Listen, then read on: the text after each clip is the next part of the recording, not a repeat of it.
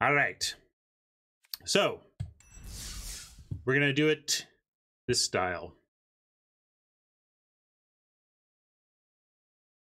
All right, we're going to head into a Core Set 2020 draft, and I want to thank my sponsor, Card Kingdom, before we do. Card Kingdom sells all sorts of Magic stuff at cardkingdom.com, or even better, please check out my affiliate link down below in the panels and let them know that you got there from me.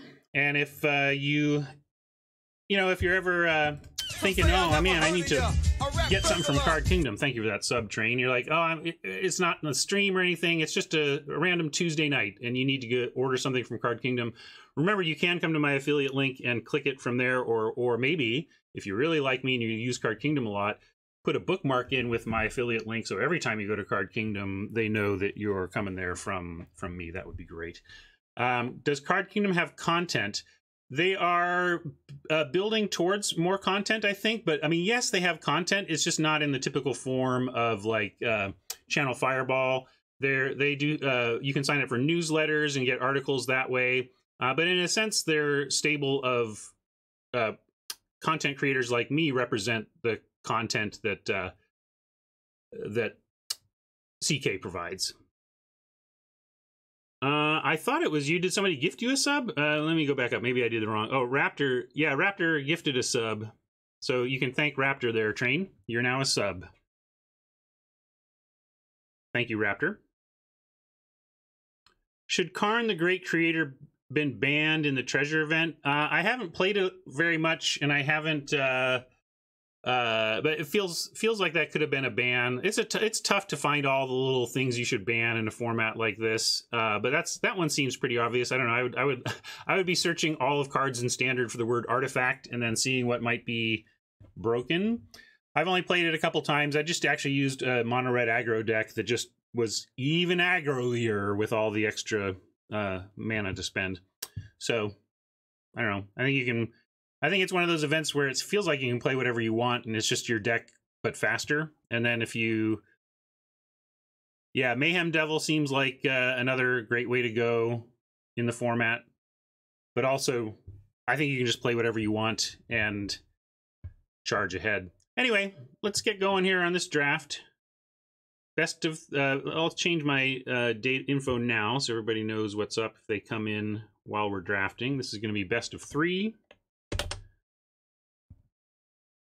And this record is off.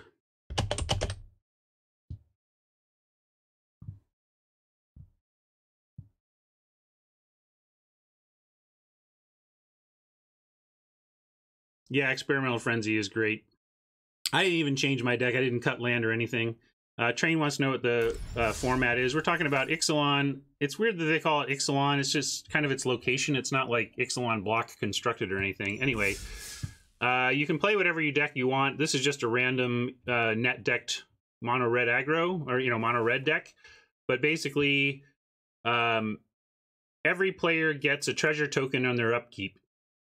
So there's a lot of things you can do around synergy-wise around tokens entering the battlefield, 5 color extra mana, artifacts showing up on each upkeep. So there's a lot of synergies you can play into, but you don't even really have to play into those synergies. You can just run whatever standard deck you want and it'll just perform faster, but so will your opponents, So maybe playing into these synergies is the optimal way to get win percentage, but in terms of finishing this quickly and getting your basic land reward quickly, I would just keep doing the aggro deck thing and scooping liberally when you are not going to win, Also, let's go ahead and open these packs for this pack. Sorry, get back to the draft here. Cavalier of Gales, got a nice mythic. Yeah, I am in love with unhinged basic lands, so I'll be doing all of these on both accounts till they're full. Yeah, I played Scape Shift and that was fine too. Yep. All right, here we go. Let's get into draft view.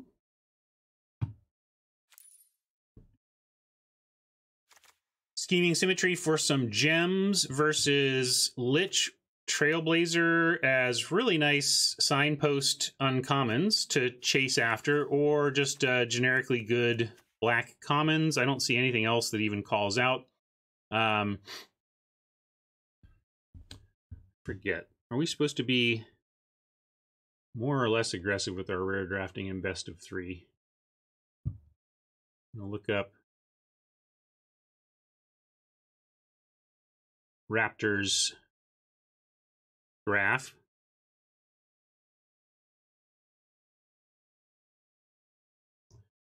So yeah, I'm here. I'll go to left monitor really quick because I've been trying to get a better handle on rare drafting.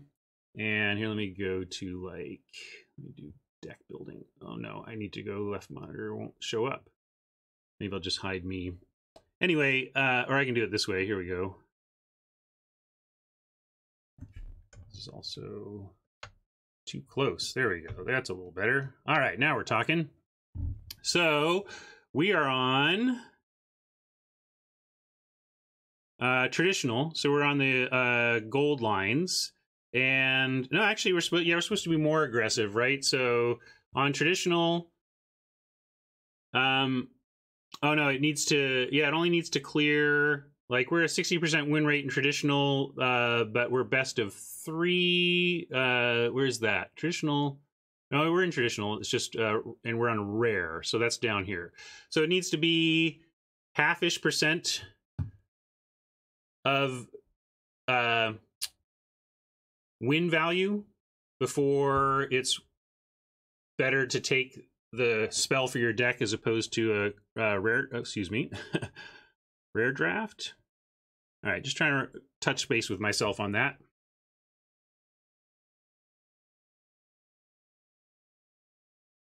Well, yeah, no, it turns out that because we're saved so much by the best 2 out of 3, because we're so much more likely to win more because of the best 2 out of 3, it's saying be more aggressive with your rare drafting because you have better chances to use your skill to make up the match win.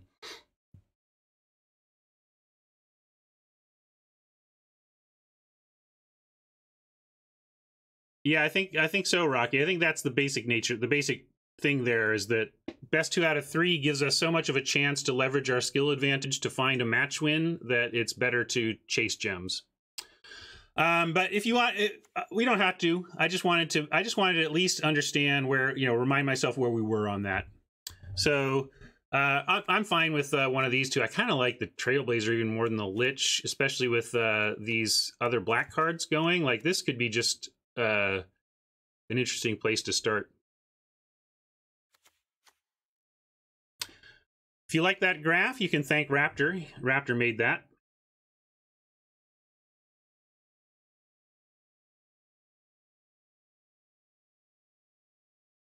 All right, I'm gonna go with my feeling, which is Trailblazer. See, told you I was right. Open on double Trailblazer and wheel this Smuggler maybe.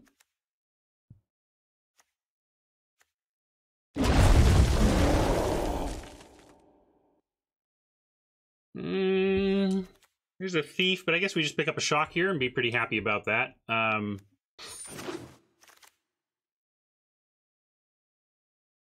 Another Shock. Islands would be nice, but Crasher, I think it's supporting the Elementals theme with the Crasher, or we could do it with the Lynx and expect to get 3 color up in here, or just another Shock. Fiddles wants the Shock. Train likes the Lynx. Pick up a blue card here. I can't quite pick up the Lynx here when we're sometimes you just play a 2-color elemental deck and it's fine. I think we just take the Shock.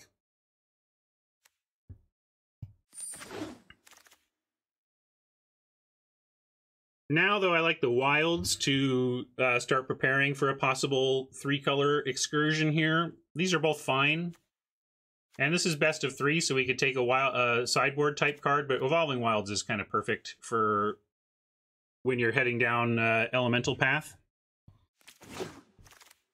Because it's really nice to be able to play all three of the elemental colors. Like this gift would be nice, but this is why I want to be prepared with Evolving Wilds, because we really want to be able to play these mid-pack Boreal elementals that fall to us here.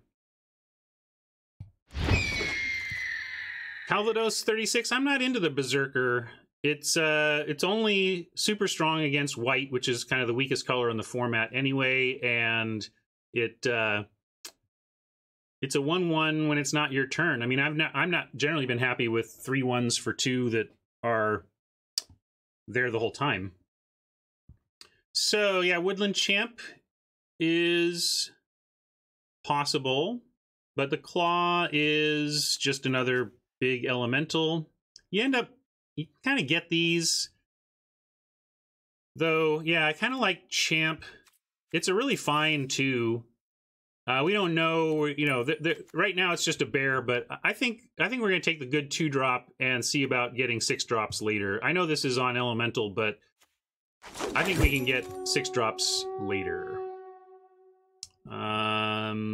Sands, are we ever going to find our way to splashing white in a deck like this? We're pivoting to white now. We're definitely in on the red. So I think just Destructive Digger. And are we in Scorch Spitter territory? This, if we just especially if we stay, you know, drop the elemental and stay straight green red, then I could actually see playing a Scorch Spitter. Y'all know I'm not very high on this card at all, but I do recognize that it has a role in some heavy aggro elementals decks. But there's also Ferocious Pup, which does give us a champion trigger. That being said, Pups tend to come late. Oh, so do Scorch Spitters. I guess I have a little more respect for the Pup than the Spitter, but I think the double Creeping Trailblazer makes me, and the double Shock makes me for the first time in a while be like, oh, Scorch Spitter. Interesting, maybe.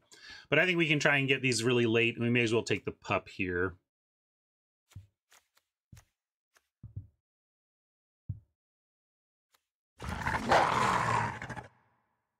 This was the Smuggler we wanted to wheel, and we got it. So now let's pick up some Brawlers to sneak through with the Smuggler.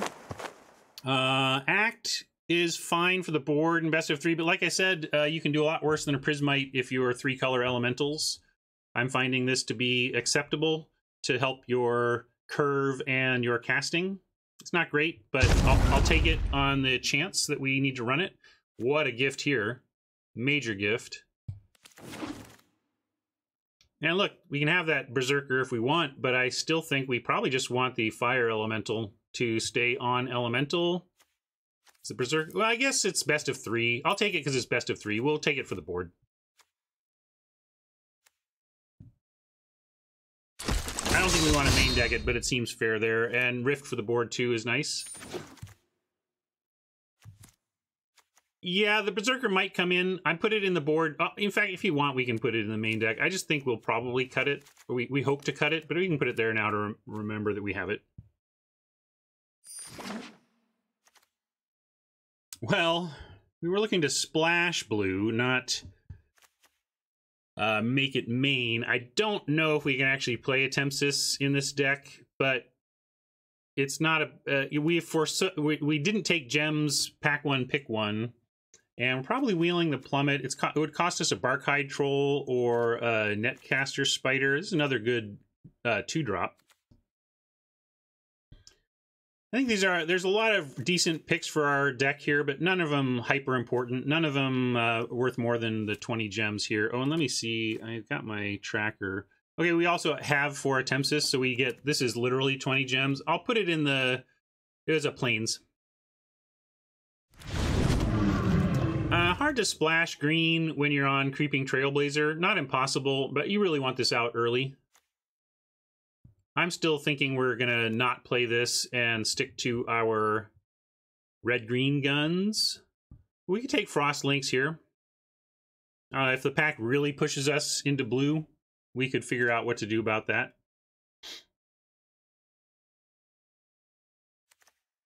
All right, we'll take Lynx and see here. We can splash the Lynx. It's just not a great splash. Another Shock. I think there may be diminishing returns on Shock to the point that we might want a Pattern Matcher instead. We have 2 Trailblazers. Imagine, you know, Trailblazer into Pattern Matcher seems better than a 3rd Shock. So let's do that. You agree with me on that, chat?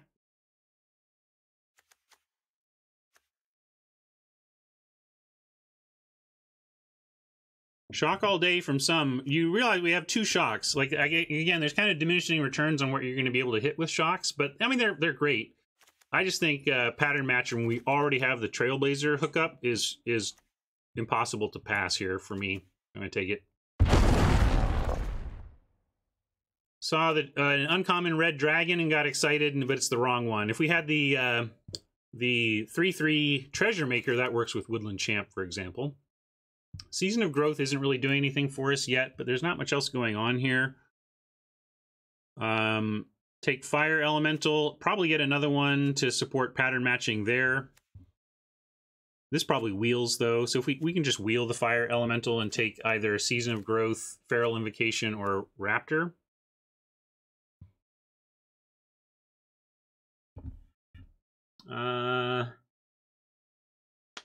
Raptor for board over possible Season of Growth shenanigans. I guess we don't have anything going on with Season of Growth yet, like 0. It'd be quite the spec. It is early pack 2, so it's not like it couldn't come from here, especially if we found some Rabid Bites or whatever. Especially since we're likely to wheel all this stuff. But I do like the thought of the Raptor in the board. Since we don't have... Yeah, I'm going to take Raptor for the board. It's nice to have some creatures to deal with flyers, not just removal. And we don't have a... We want spiders, really. Like, we could not take the Raptor if we thought we could find spiders from here. In fact, I think we'll get spiders. I'm going to take Season on spec. Yeah, Strionic, we're going to take Fire Elemental on the wheel is my plan. Outrage is great. Another Fire Elemental we might wheel for Pattern Matcher back-to-back. Trying to force Fire Elementals down our throat now. And probably just take it. I don't think we're playing... I mean, you take... Like, how blue are we again? I don't think this is real. I'm going to cut Attempsis and keep us focused on red-green. How are our 3s? Here's our 3s. Not amazing, but not bad. Hedging to some blue interaction, not the worst. With Outrage and 2 shocks, I don't know if it's what we really need, but there's nothing great here. Yeah, we don't have much good green beside the Trailblazer, but the Trailblazer is real good and really wants to be early. We'll see. Yeah, we could be forced into heavy blue still from here. I don't think so, but possibly. We talked about possibly this being an overcome deck. We have 1 pup. We could try to gather others, especially with Pattern Matcher. Pup into Pattern Matcher into pup into overcome is not the worst. But we have another Smuggler here. A second Smuggler matches patterns, and it's just a great card. We don't have Brawlers yet. We're going to get Brawlers. Come on, Brawlers, where are you? Portal Shenanigans or Octoprofit?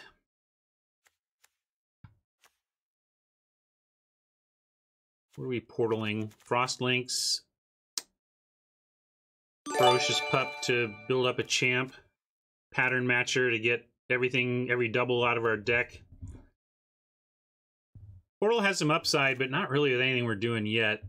I just don't know. I'm going to take Profit. Because we may be forced into blue as a main color here with the way it's going. We aren't really getting much green. This doesn't really count. This isn't doing anything yet. We may just... as much as I want Blazers on 2, they do have a pump ability. Like, they're fine late, right? Like, if you got this on turn 10, it's going to make your other stuff, other elementals bigger and have some activation. So I think we're going to take Profit as the more stable baseline blue card in case we need to reconsider our commitment to blue versus green. Well, and here's a place to work it out, because we could main deck a Bone to Ash pretty easily. Or we could take Plummet for the sideboard, or Growth Cycle for the possible Season of Growth shenanigans.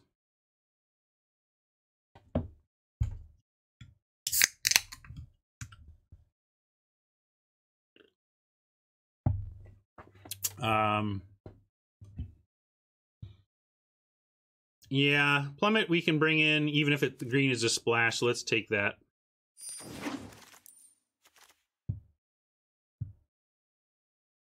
Aeronaut, it's fine. I like it better than the Raider.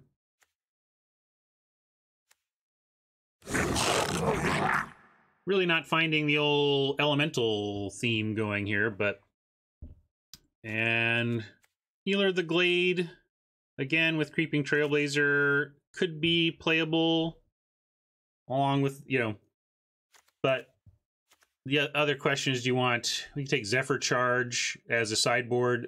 I've really liked Zephyr Charge as a sideboard option, both to either deal with flyers or in some cases to fly over board stalls.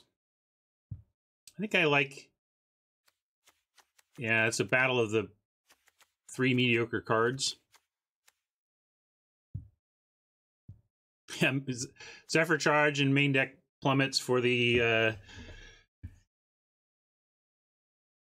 shooting. What do you? I don't know what you call this sport. Pull. Clay pigeons. Make clay pigeons out of your Oppo's cards. I'm gonna take Healer. We'll get another Zephyr Charge if we really want it. Hey, the Raptor came around. So did the Fire Elemental. Might pick up another one. I'm gonna take Fire Elemental. Yeah, because I thought we were going to get this other one. So now we have pattern-matched Fire Elementals. Now we have too many Fire Elementals. I think I'm going to take a hardcover. We're not playing 3 Fire Elementals. Skeet shooting, thank you.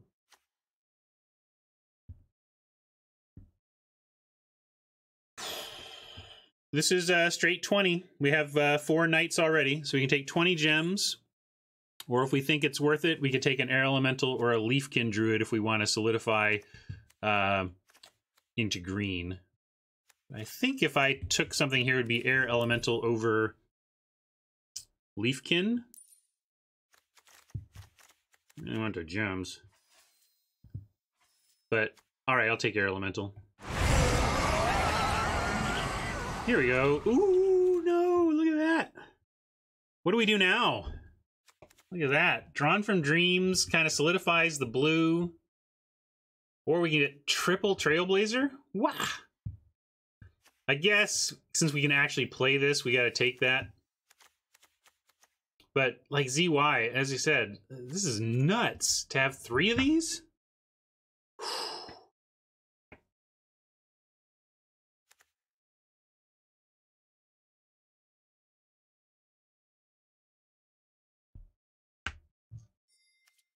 Triple Trailblazer means I, like, play Healer of the Glade and stuff.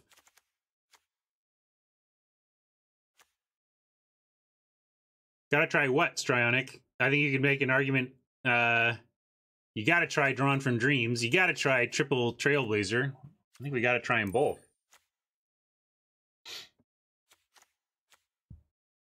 But yeah, 3 Blazers and a Pattern Matcher.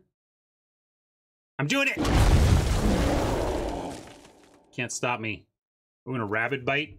Paid off again. I like this Wave Crasher, but we're gonna take Rabid Bite.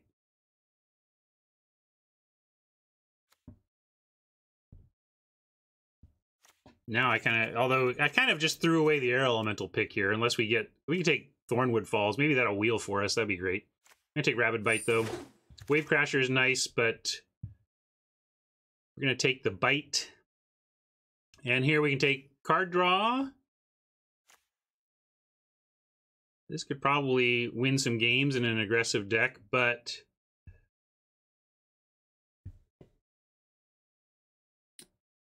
yeah, you're probably right, Strynak. I just could not pass that. I've never had 3 Trailblazers. I don't think I've ever had 2. I mean, is this it's splashing blue. You don't get hung up on the flyer part. Like, is this a divination deck? And I think it is. Yeah, Flame Sweep is also interesting.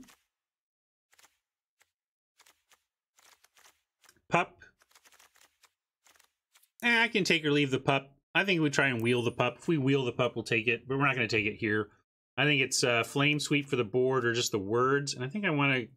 I don't think we're splashing green after we went Creeping Trailblazer. So we're probably not playing this now.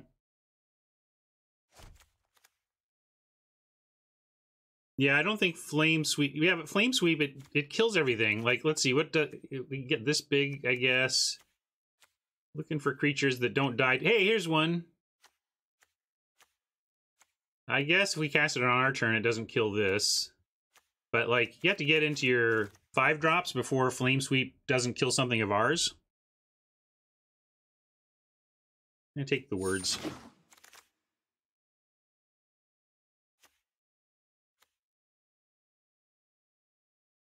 Virtually 5 Trailblazers? Come on. Do it. Here's another one, but we got a Scampering Scorcher. Unfortunately, no... we did not find our friend the Reef, but Scampering Scorcher plus 3 Trailblazers is woot. And yeah, I'm going to take the Spitter. We're at Spitter levels here. We could take Uncaged Fury too, but I think I like the idea of actually happily taking and running a Spitter.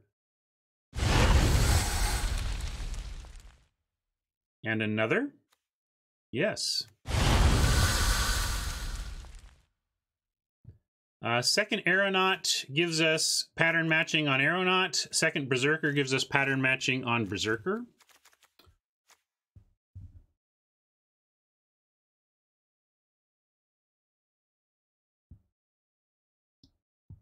Yeah, I think we take the Aeronaut here. We're very, very aggro, so that's nice.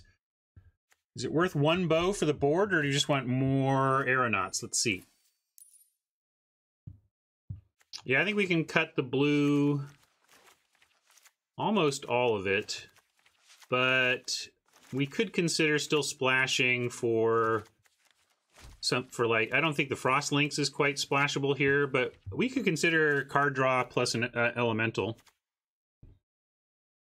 Goblin count. I don't think enough. We have, unless this is a goblin, there's an elemental. Yeah, there's no elemental goblins, right? We have 1, 2, 3, 4, 5. I don't think that's enough to think about a ringleader actually making the deck. The question to me is whether we want a third Aeronaut or a bow for the board. And I think we want a bow for the board. I did not take Overcome.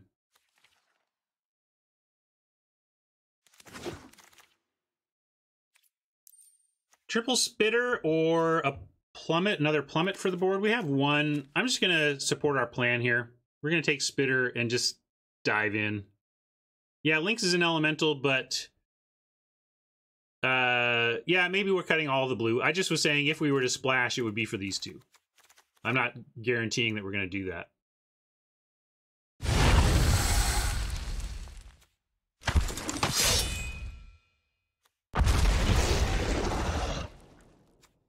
I don't think we're running this. It's another Goblin. Look, Uncaged Fury back. All right, now I checked on some of our rare... What rares? We didn't do much rare drafting, right? We got 1, though, and we already had 4 of it with a Tempsis, so we just get that. We don't need to go leave. And we can just take this, take our 20, and figure out this deck build. All right, let's... Oops, no. Let's cut the blue. We're aggro red-green all the way. So we have some cuts to make. Cut Prismite, definitely. With Uncaged Fury and Rabid Bite, we could consider the Season, but it's probably going to not be good enough. Also, Raider, not going to be good enough. Predator, not going to be good enough. Grabber, not good enough. Berserker for the board.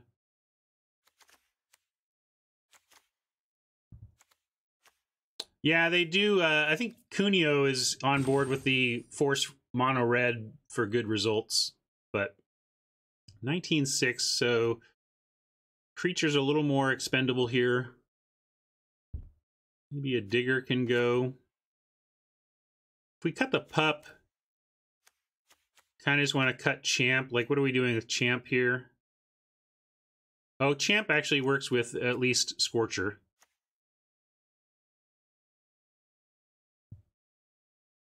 Yeah, I think we cut Season. I think you're right on that.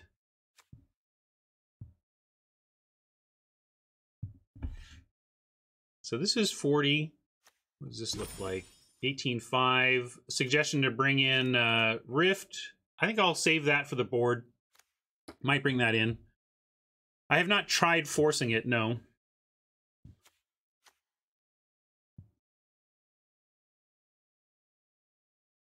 This looks pretty tight.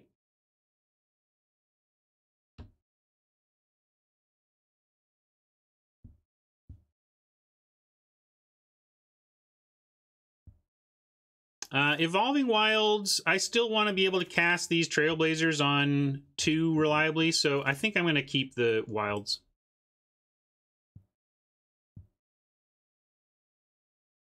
Because Champ has the possibility of Scorcher, I'm going to leave it in as a generic 2, and we can swap it out for Berserker if they're specifically playing white.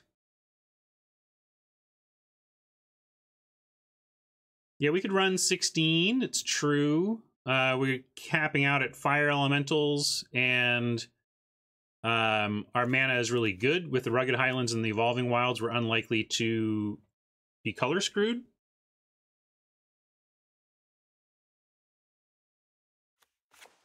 "16 lands with Season" is an interesting suggestion. A little greedy, but it's greed I think I can get behind here. Let's try this, get going, and we can come back and make adjustments as needed. We are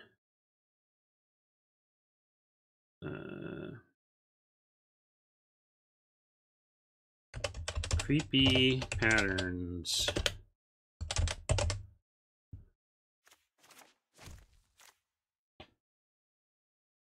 Yeah, I just split it 50-50 on general principle, and I think it actually holds up. Look at everything we're doing on 2 requires green, so I think we are correct to be 50-50 here.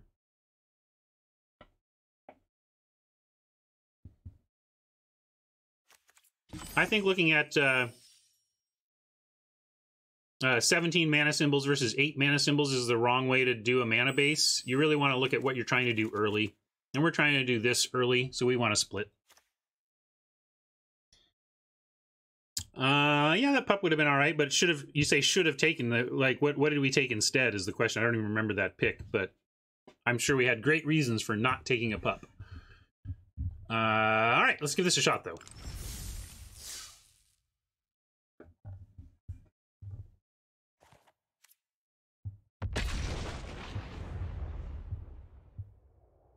Trailblazers can ruin the smugglers, yes, but if that's where we're at,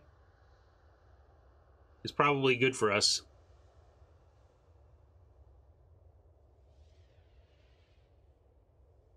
Hey, Sir Temmie.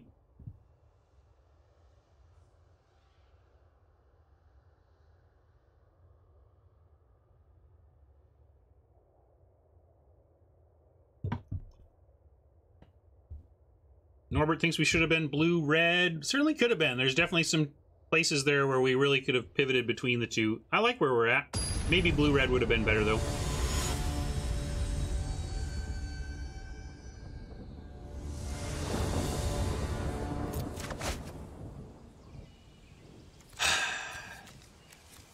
Well, took out a forest for this season of growth, so punished a little bit here.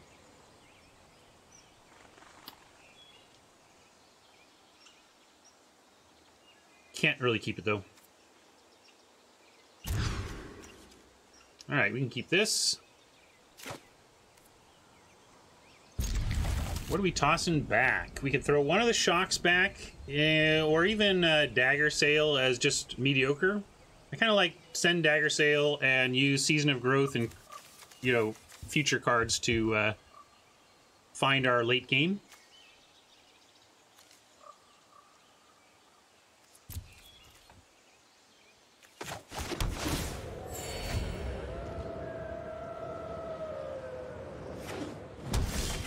Here's the most awkward part of Season of Growth, where you have to play it on turn 2 when you're trying to be aggro. But I think it'll be worth it, especially if we draw a mountain. Go Trailblazer Spitter. No mountain, but let's play the Trailblazer and look for one.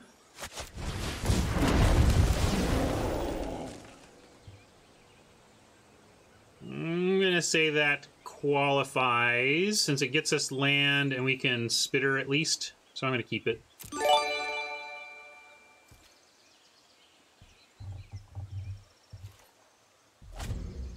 Drawback of running the Evolving Wilds in the 2-color. We would rather have this just be a basic land of either type, really. But casting spells is great. Makes up for it in the times where you have the Forest Evolving Wilds opener instead of the Forest opener.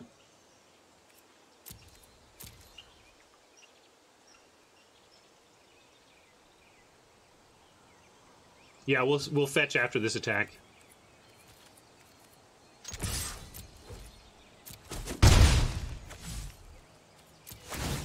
Getting red, since we're all full of red cards here.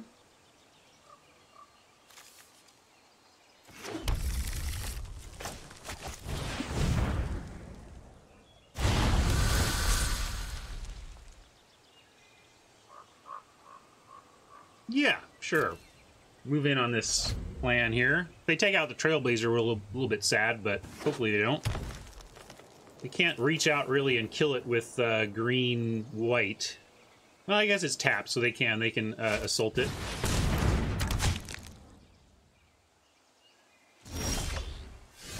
Well, that's going to be a problem if they ever hook it up. So in the meantime, let's try and keep them from doing that. I don't know, they might be in full control. Hard to say. Let's see. It could be just a pump spell. White and green have a lot of pump spells, and they might be doing that. Do we even want land? Kind of with the way things are going... I guess we get Smuggler and Shock with a land, so let's take it. Let's get up to 4 land at least. We're going to draw things like Fire Elementals, and we want to be able to cast them. Hey, Mike.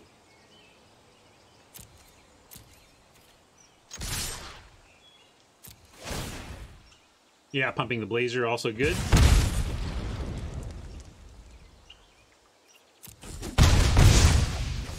So Mike had mentioned something while I was signing off and didn't see it at the time, but Mike, you gave your total gold spent count. What's your total gold spent on Arena now since open beta?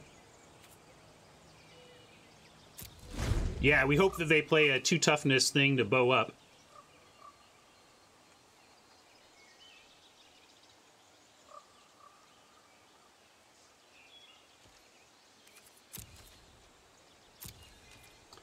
Not sure what Oppo has kept over there. We could just Trailblaze for +3/+3. That's 5, 6, 7, 8, 9, 10, 11. I mean, that just drops them, and then we Shock for the win. I'm going to just forget the Smuggler. Well, the Smuggler gets a similar amount of damage, though, doesn't it? So, yeah, might as well. Yeah, the Rare Wolf could be annoying, but at least we can combine it with Shock to get them. So I'm going to go ahead and swing in if they do. And also, I feel like they had 4 mana before. If they had Rare Wolf, they would have done it.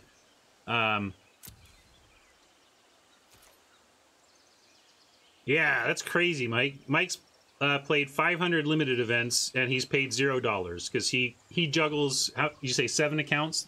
Mike keeps 7 accounts, free-to-play accounts going.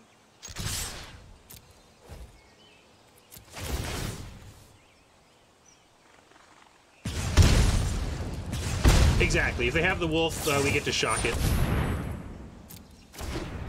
And it's still kind of sucky because they get to eat the Trailblazer, but I think...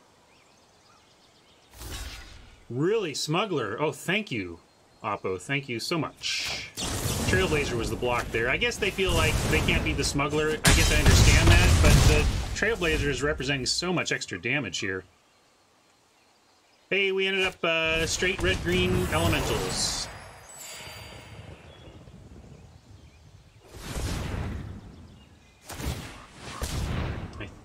If this is game, if we draw a land. Alright, it's game. And they don't have pump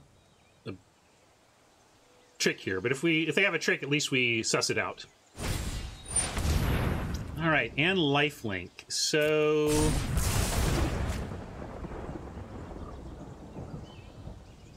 still think we attack with everything, and if they want to block, they get some lifelink, but they have to lose their healer.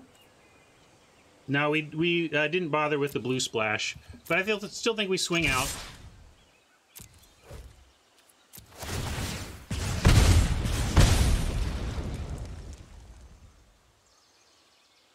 I've thought about the capability of shocking your own stuff with Season, but I've never needed to do it.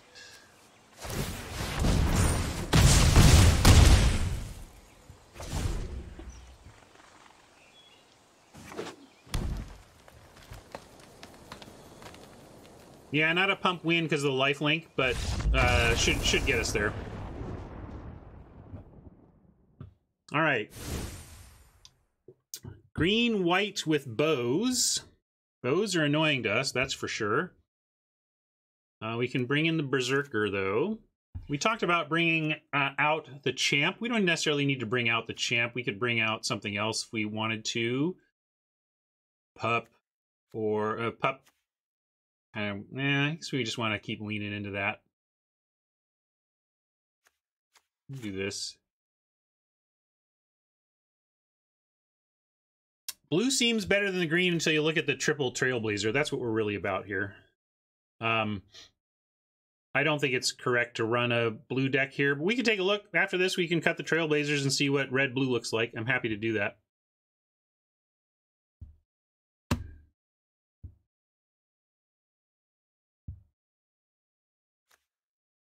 Yeah, it's true that this is more weakness to the bow.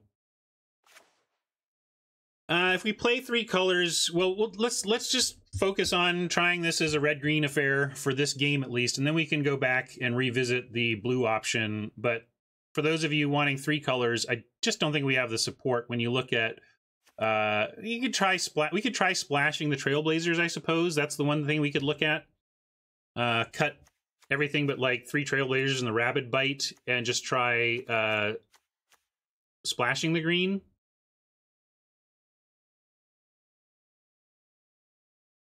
We could take out a Spitter. I kind of feel like we just have to just beat the bow, though. Like, because what are we bringing in if not? If we do that, you bring in like, yeah, I just don't see, like, you bring in a Digger that survives the bow. I'm gonna go with. I'm just running it back.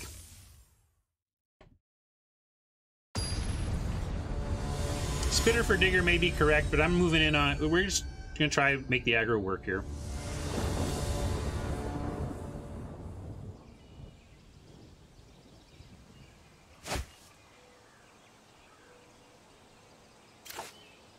Snull, unfortunately. And we're going to keep this. And I think we ditched the pattern matcher since it's not matching anything yet. But it's also the only thing we have that has power that makes Rabid Bite even worth it. We could be hyper risky and ditch a mountain and just try and find the lands, but I think we got to ditch one of our spells, and I think that comes down to pattern matcher scampering.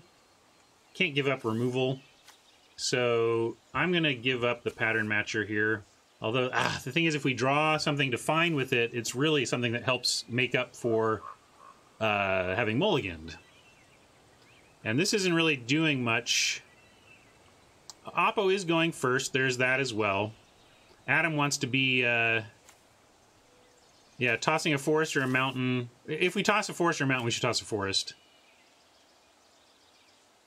Mike wants to ditch the Scorcher because it just doesn't do enough yet.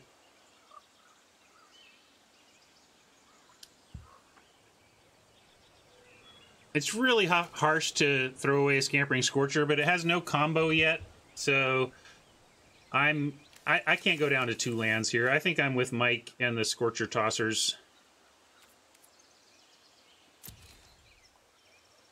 This gives us some tools, and we have a lot of things we can draw that match this pattern.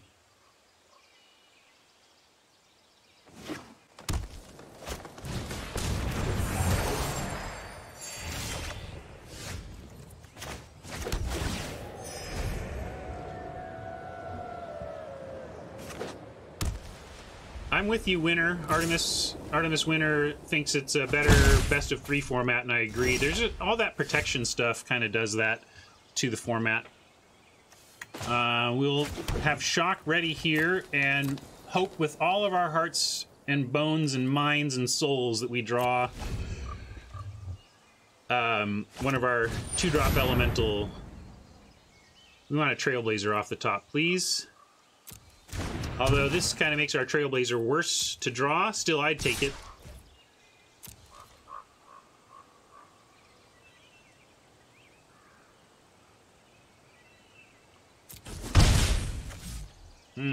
Not bringing myself to shock that healer yet. Hey, okay. So they're probably going to kill it. Like, we could just wait. Actually, let's do... Here's what I'm going to do. I'm going to do Smuggler. And they can go ahead and kill the Smuggler. They were sure keen on killing it last time. And then... oh, I should have attacked, though. It's got haste. We'll see if this matters, but you could punt that if you wanted. They should be at 22. There's no way they're blocking.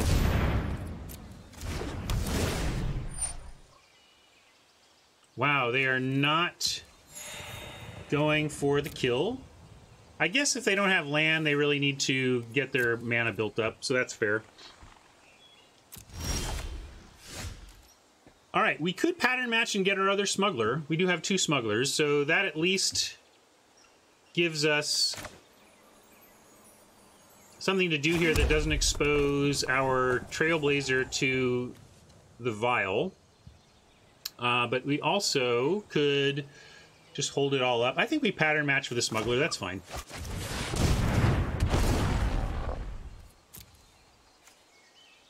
See you, Hector.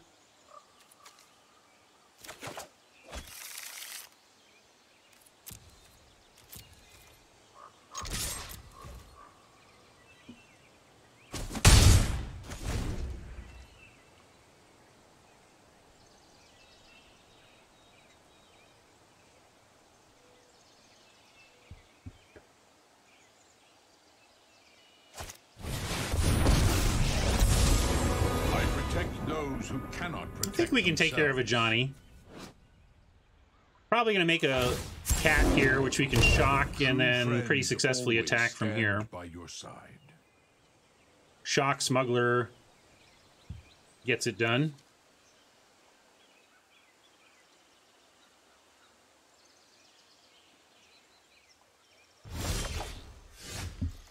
Got the Scorcher anyway, which we're going to save until we have a Trailblazer down. This one looks like it's really heading our direction here. Just trying to figure out the best path forward. And I think it is Shock and Smuggler. So we shock the Pride Mate, play the other Smuggler, and kill a Johnny while we can.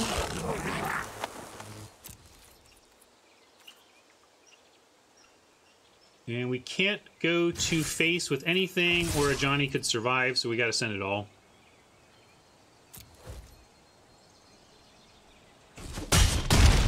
That's all right. It'll extend the game and allow us to really abuse this beautiful combo stuff we have in our hand.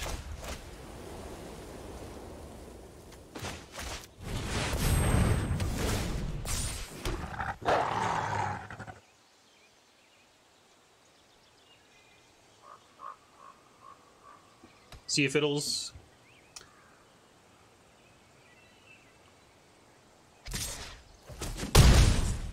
All right, they want to race. I don't know how that's going to go for them. We can go Trailblazer.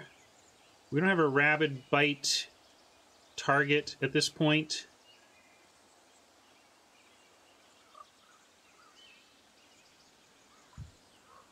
That we really like. I mean, we could Rabid Bite the wolf. Does get in a lot. But hoping to bite bigger things, although it's not like we have much much more power to work with. So thinking all this through, I am going to Blaze and Bite here.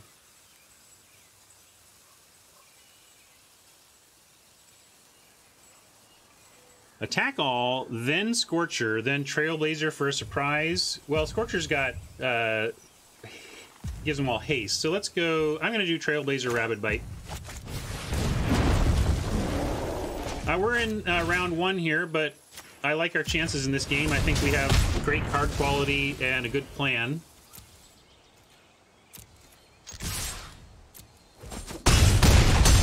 And putting them on notice that we can participate in this race.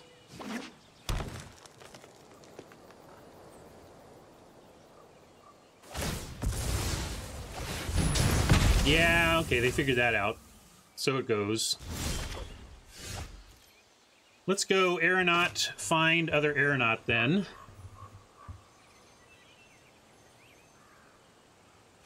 And smuggle in one of the 2/2s.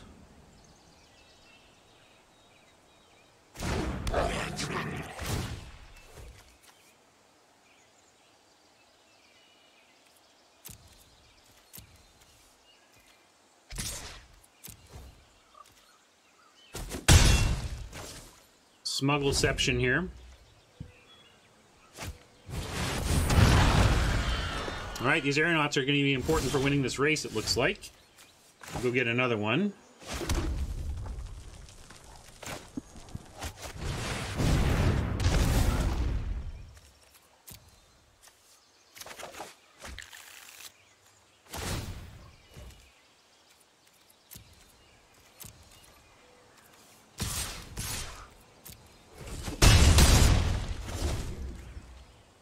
Hopefully Aeronaut into Scorcher is enough to go wide around the defenses they're putting up. All this life gain is not helping us, though.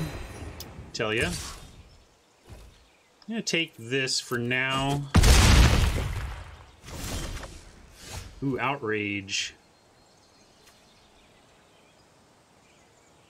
Let's see, if we Outrage and attack with everything, they eat a 3/3. We get 1, 2, 3, 4, 5, 6, 7, 8, 9, 10, 11, 12 in, and they're down to 2, and we got a flyer in the air, and then they're at... But then they crack back for the win, so that's not going to get it done. May play the Scorcher... Well, I think we got to start chumping on the ground. Or we can, yeah, we can just leave everything back and try a triple block. I don't want to get blown out there if I think we can just win through the air. Yeah, I was counting the outrage damage in that count. We could also outrage plus pattern matcher to just take out the Vorse Claw.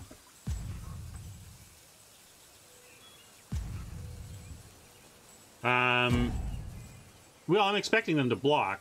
The question is, can we...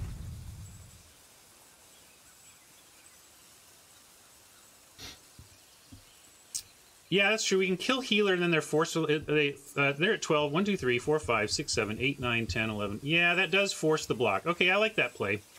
Yeah, we'll go outrage on the healer, because then the Dawning Angel is a forced block.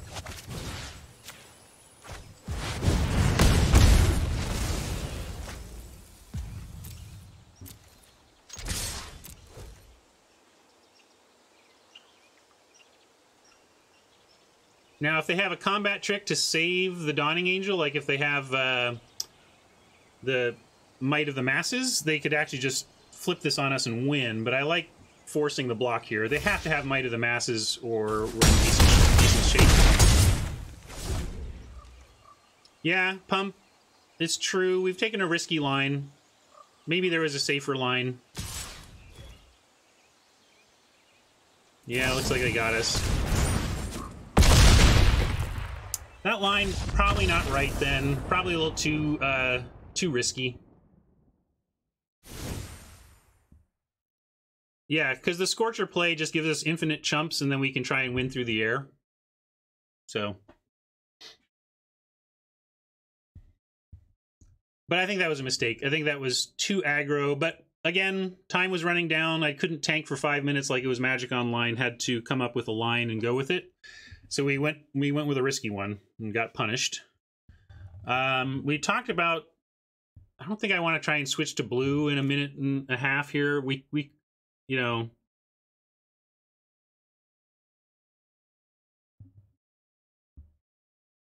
I think we just want to stay...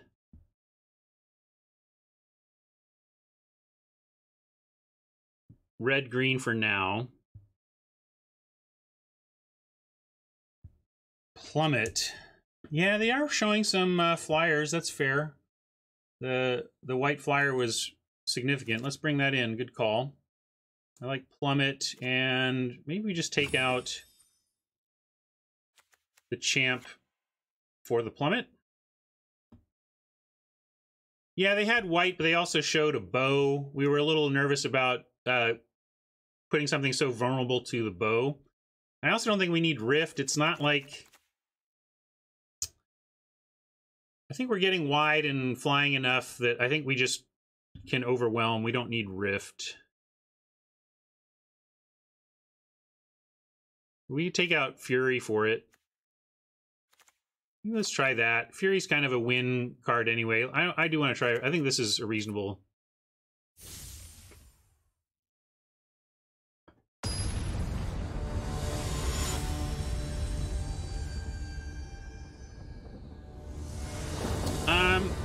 Fury definitely is a good reason for the season, but hopefully we get enough scries. I don't know. Here's a season. We'll find out, I guess. We're going to keep this. Come on, get there. One-time dealer.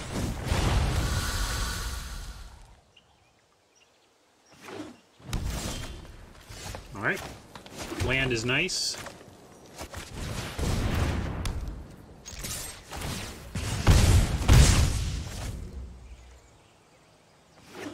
Well, Rabid Bite's the real reason for the season, but I acknowledge that Fury helps make it a lot better.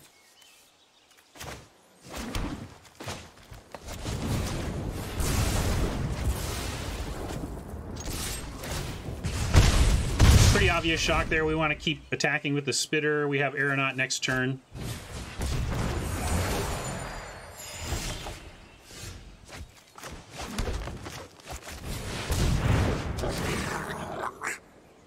Not a forest, that's for sure. So, Season of Growth starting to make itself worthwhile.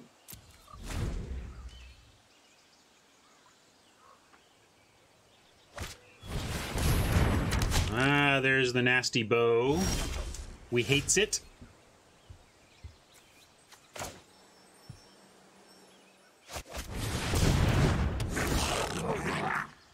We'll keep that mountain. Helps us cast the fire elemental.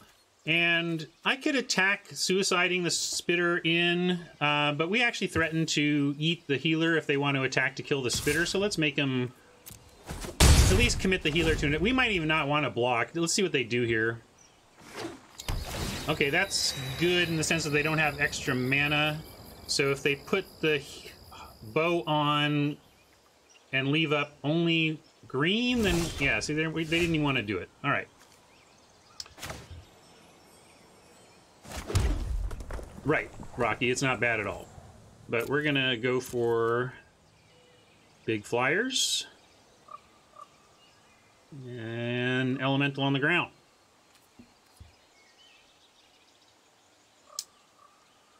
Sure, looks like they have pump. They're getting an auto pause here with no possible actions on board. So unless they are holding down full control, which is pretty unlikely, we can expect a the growth pump spell or whatever.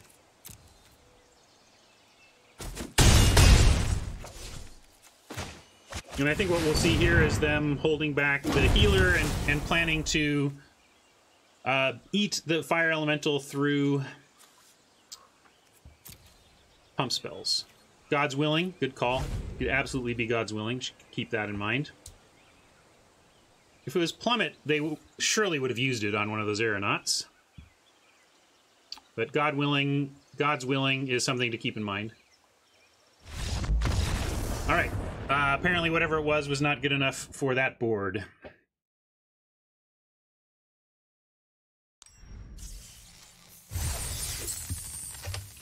Well, we got there on the Triple Trailblazer in match 1, but we did want to take a look, and if we were to cut the green from the deck, except for splashing the good stuff, and played our blue,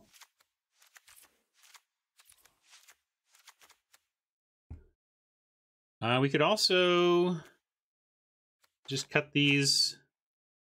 Gosh, we have no 2s at all.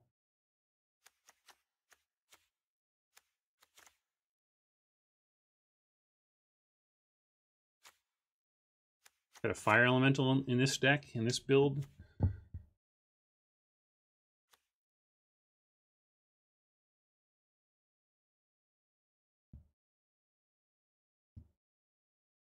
How many scries to the bottom do you figure you need for season to be worth it just on scries? Well, it's 2 mana, and we get divination at 3 mana, but it's not. Scrying to the bottom is not the same as a draw, so.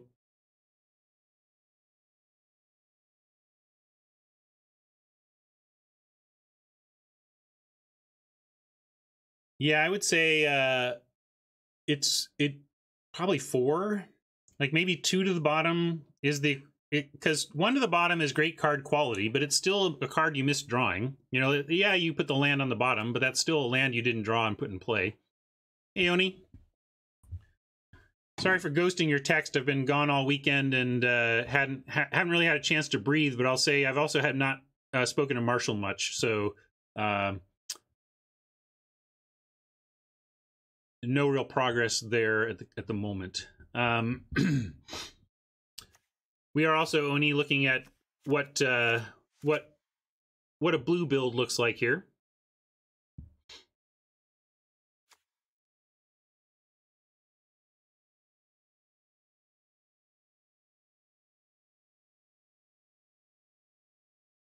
Man, the trouble is that, like, the only reason these Scorch Spitters are good is because we have the 3 Blazers, right? It's like it undoes the synergies we have around the, you know, so we can go red-blue, but then our Scorch Spitters are terrible. Maybe we cut those? I don't know. Yeah, we're considering, you know, we might make a change. I don't know.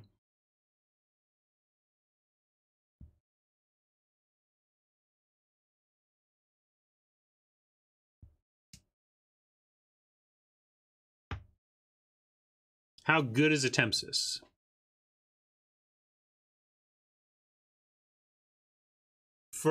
You're right. The Tempest is just effectively, you know, if you activate this, that's fine. But for the most part, it's going to play like a 4/5 flyer for 6.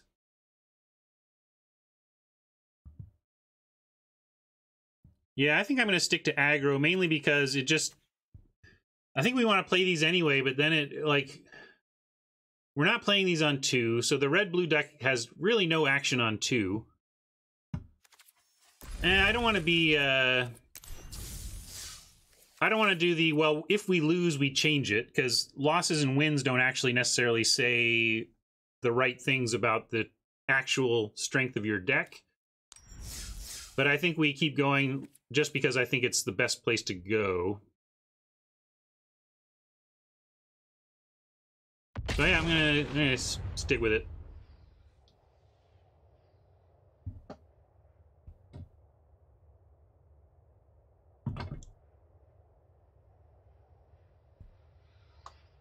One thing we should probably do, like, it just takes too long. Like, what? We could make a version of the blue deck that we have ready so we could side into it. Will Stryonik, I want to know what we're cutting and what we're adding in the 3-color deck.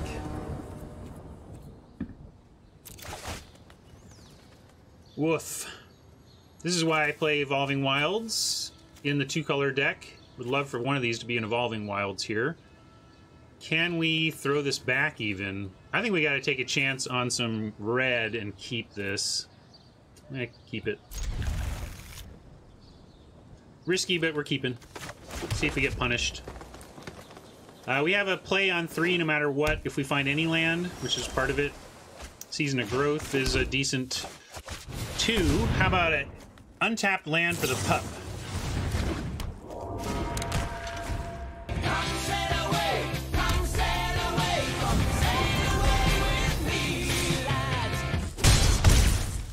Well, Oppo's deck choice is making the Bold Keep seem a little worse here, but I thought we'd have a little more time than this.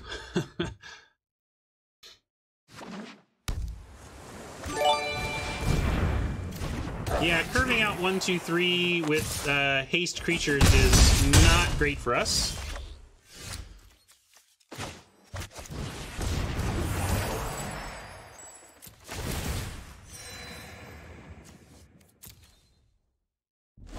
Good news, our shocks are good in this matchup.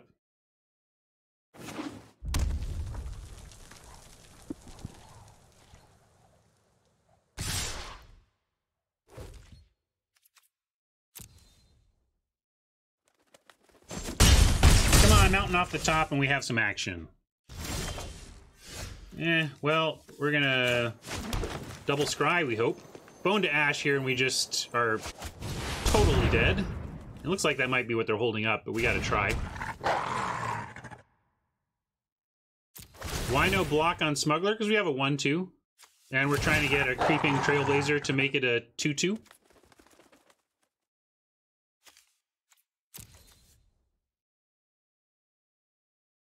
Oof. Punished for the Evolving Wilds here, because I don't think we have the time to actually go fetching red with this. We need to actually draw red, and we're probably dead even if we draw red.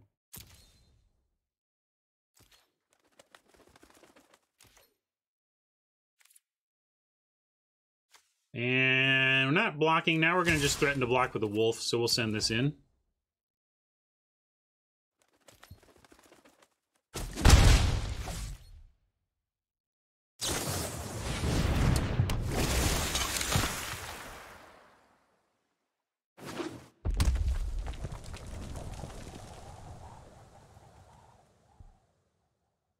Yeah, this is certainly a matchup where if you had taken one of those flame whatevers, we would have we'd be bringing it in.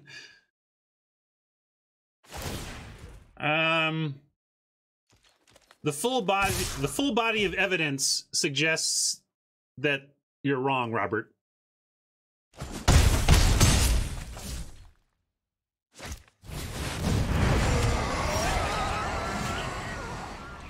No, I didn't. Fiddles, not yet. Although it's now, the time for that is now past. All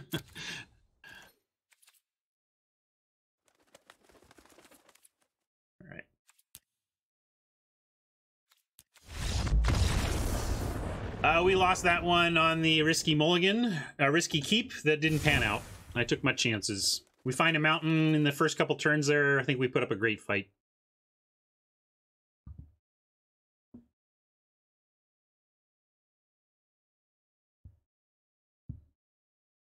Heartpiercer Bow got at least the Sailor. What else did it get? Did it get anything else there? They had a 2-2, a 2-2, and a lot of 2-2s from there. I don't know if we want that. We want to plummet, though.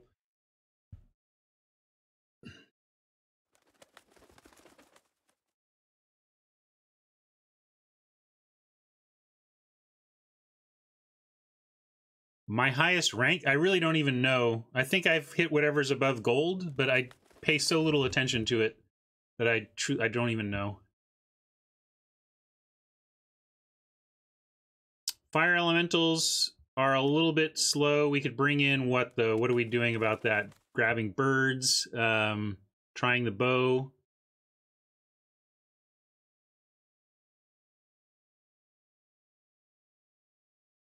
Oh, 2-1 flash. Yeah, maybe we do bring in try the bow. Cut season and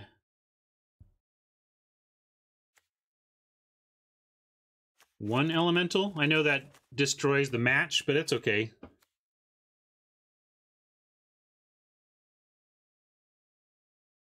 Well, if you get a lot of like multiple bows is really good, and there's a lot of 1 toughness, so sometimes even a single bow does some decent work. I'm gonna run with this.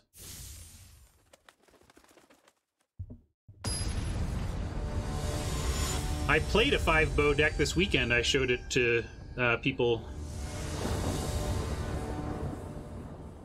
before we started today. All right, come on, here we go. Nice opener. Yeah, we'll keep that. Still need some land, but Trailblazer and a Matcher, the champ in between seems just fine. Deathsea made it a trend. I'm hardly going to give Deathsea credit for the fact that people play bows. Everybody has identified the strength therein.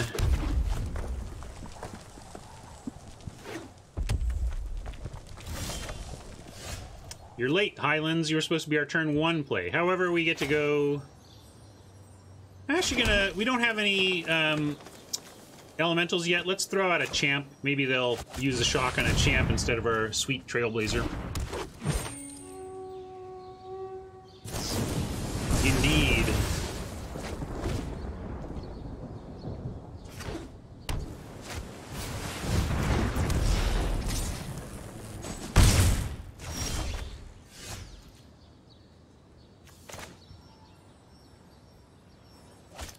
Guess I might as well thin the deck. So we do need 5 lands for the elemental, but I'm going to go with deck thinning. We'll get there eventually. And let's get lots of red. Thank you, Noble Light. Appreciate that. Goulius, you can absolutely give Deathsea credit if you want. I personally do not. I give Deathsea credit for a lot of things and like his stream and seems like a great guy. But single-handedly informing the Magic community that the bows are playable in this format seems like a stretch to me.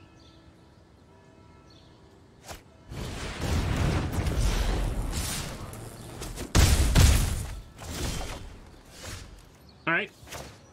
We could play the Highlands and then have Fire Elemental, but we're going to go with pattern matching our Trailblazer for sure.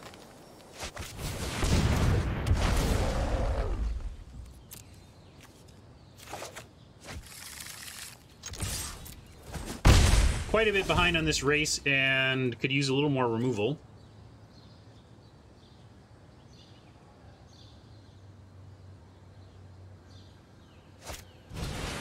Alright, I love your plan, Oppo, because we're going to punish you for that.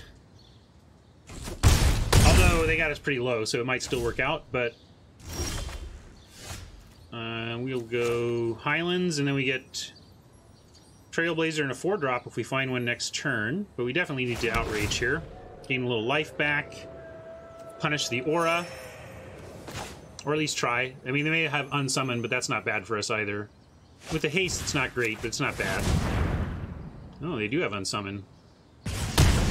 Or something? What do they have for 1 blue that's not Unsummon? Or they really have not used it there. Can't think of any single blue spells that aren't Unsummon. Ah, Sailor, there we go. You'd think I could. I even have a meme on the dude.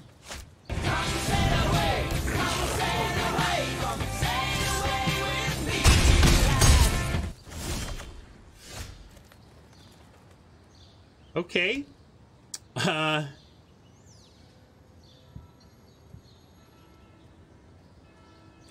Mountain, Trailblazer, bow, attack, leave pattern matcher back.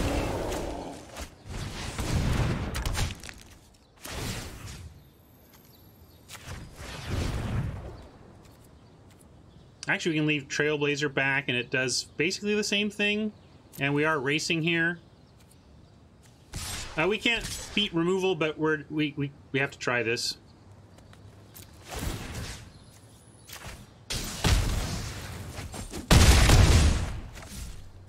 Probably just dead to anything for our Trailblazer here, but hopefully, if we're not dead.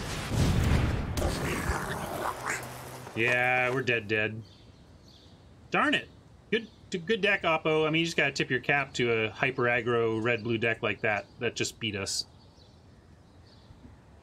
Here, I'll put on a full control just in case they're nervous. We can give them a pause when they move to declare attackers. Maybe they'll think we're on shock and stay back on D. So we're gonna try.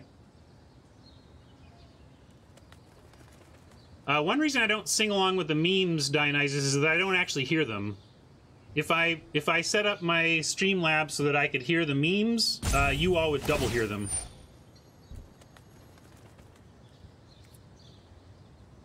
So now I'm going to give it a real pause here, just so Oppo sees that there's a pause, and then get ready to add another full control.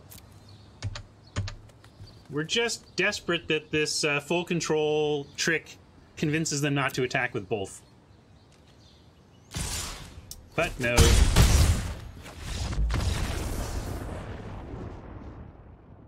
Yeah, we just got wrecked by a very good deck.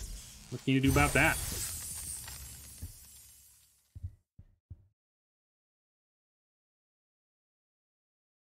Cross your fingers and hope for gems is what you can do as we head into our first elimination bout with gems on the line. So let's take another visit.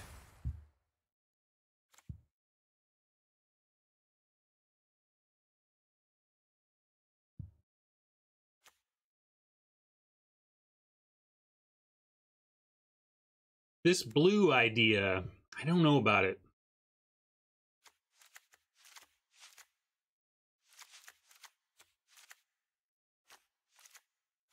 Cut. Let's try this. Try looking at this again.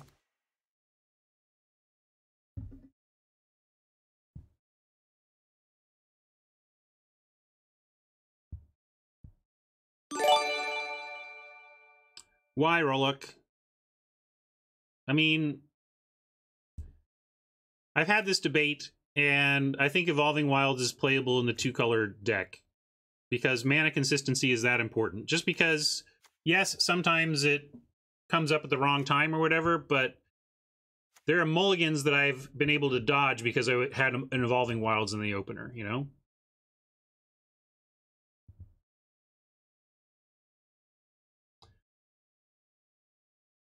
Shogmoth observes the problem with that that system. I kind of feel like it should just go 7 of 15, right? Why not just go 7 of 15? I don't know. I don't know why they wouldn't do it that way. Anyway, let's get back to this and figure out if this is realistic. Because we could, like, cut a Spitter, even one Trailblazer in this case. We cut the Rabid Bite, just skip out on the bite.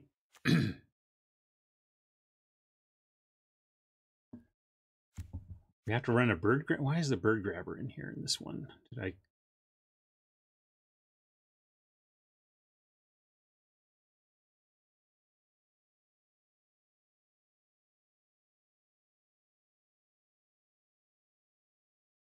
Are they keeping another deck from being better? I mean, if we cut green entirely, then what are we looking at? We'd have to run.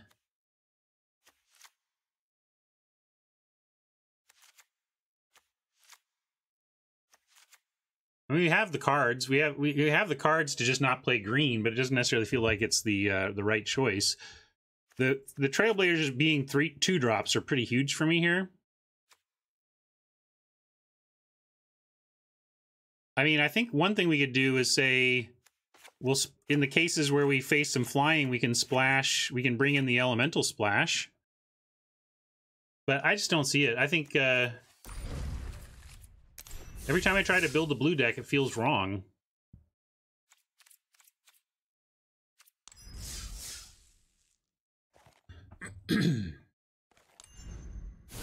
Yeah, if these were just great cards on their own, then maybe I think we could do it, but it really makes me uncomfortable to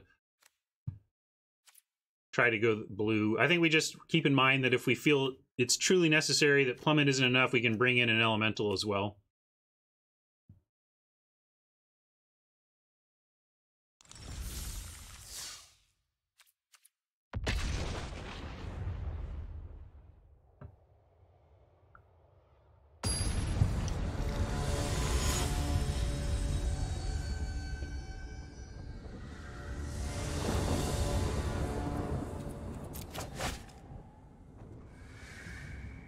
Well,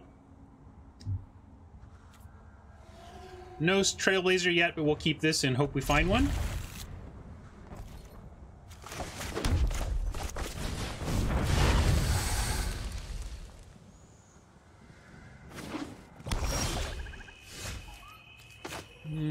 All right. No 2-drop for us.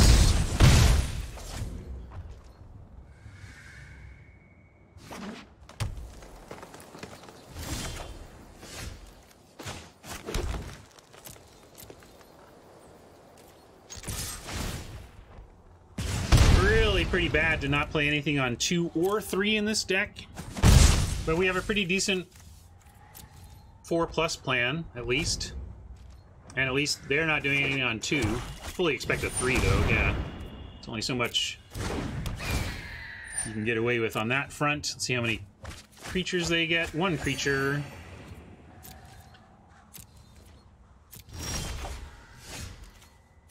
This is a spot where we could threaten this Fury. But I'm just going to do the Aeronaut, and then we can Fury with that, and pattern match potentially the Aeronaut.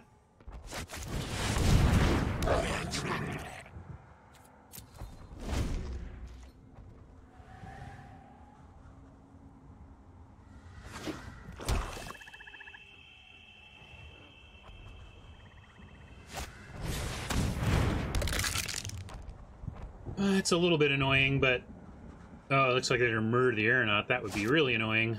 Oh, Bone Splinters the Aeronaut. Yes, good one. Pattern Matcher is a little weak now. We can get a Spitter, though. Ah, suddenly our Pattern Matcher doesn't suck anymore. If we can keep a Trailblazer around, that is.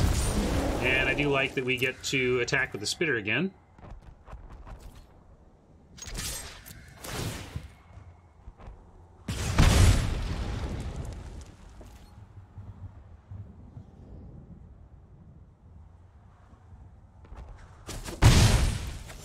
Good, good. If we can untap with this Trailblazer, I don't think we can lose, but if they kill the Trailblazer, then we're not as secure. That's a great play to see. Ooh, we got a Shock. Shock plus Uncaged Fury. I think I'm going to Shock this... We can Shock either one and Fury the other. So maybe it doesn't really matter. None of these have Trample.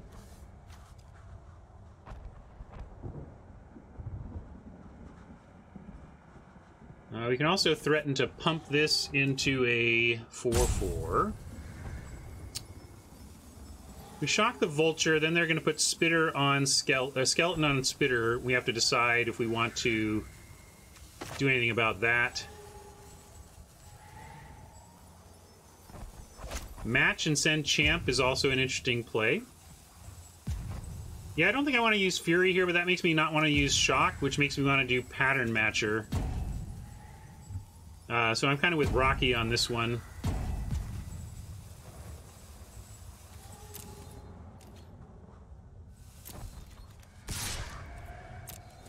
I think we save this stuff for when we're more fully built out. And that's a fine trade. Happy to take that trade, because we're going to match the Trailblazer.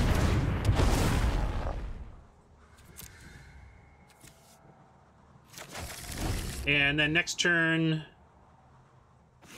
we have Shock Trailblazer no matter what, and we have potentially Trailblazer Fury if we draw an untapped land source. Or Trailblazer Bite is another option. They've got 5 mana up. I'm not expecting both of our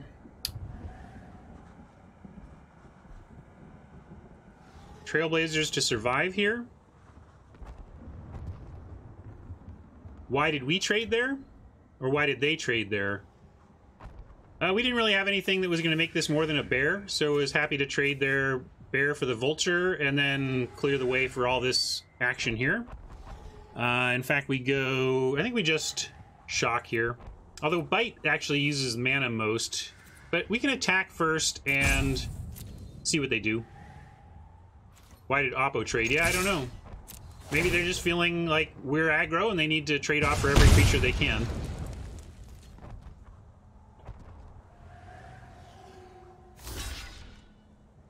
Oh, this is a good sign.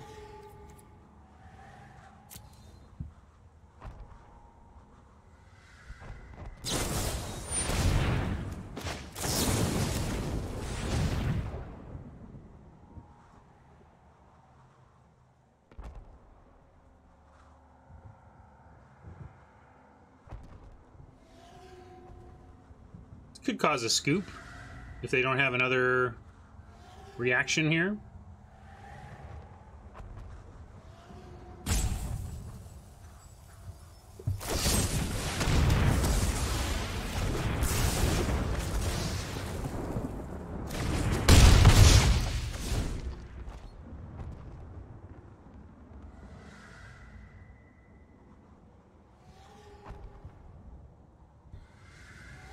If they play anything with 4 toughness, we just kind of win.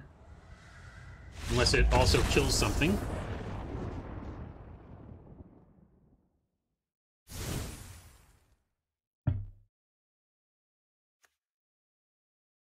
What card? Press? Oh, Trailblazer? Yeah, that is not a great card, is it? Where is that from?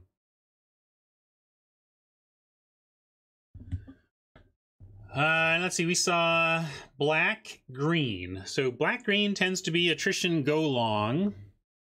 I think we probably are happy with our current build against that. We could bring in a plummet. We saw 1 black flyer, but maybe that's not quite enough for a plummet. Green certainly isn't going to be bringing any flyers to bear. We could bring in a tectonic rift. I think that's good against the black-green strategy of ground clog.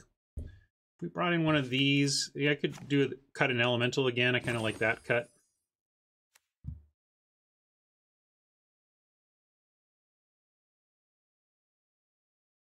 Yeah, skeleton, rift scale to overcome skeleton is interesting, but we're at 16 land. I like just keeping it even trimmer.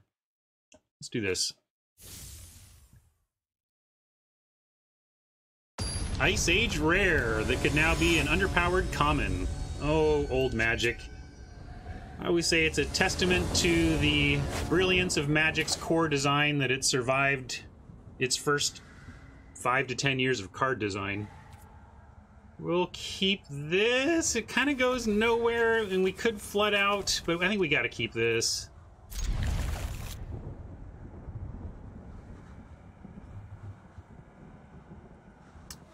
The rare feel bads in those days were incredible, but Reset Press, here's a way to look at it. There weren't rarity symbols on the cards, and the commons read like rares, so in a sense it's like you got 7 rares per pack. 7 bulk rares per pack, but you know.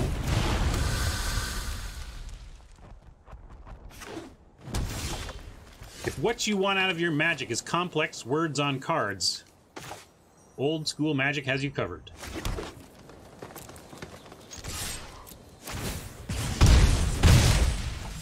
Maybe the smugglers mean the rift is overkill in terms of getting through a stall, that we have 2 stall breakers. We didn't get any punchers or whatever those, you know what I'm talking about, 2/4 pugilists.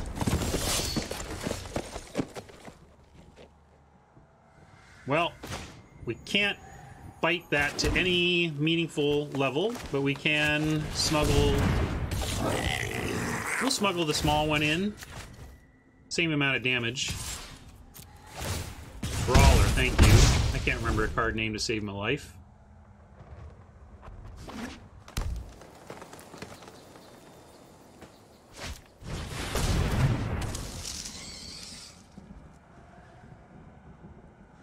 Warmongandar is gonna actually do some work. Do what you gotta do. Have fun. I hope you have fun with your work. Then it's not work.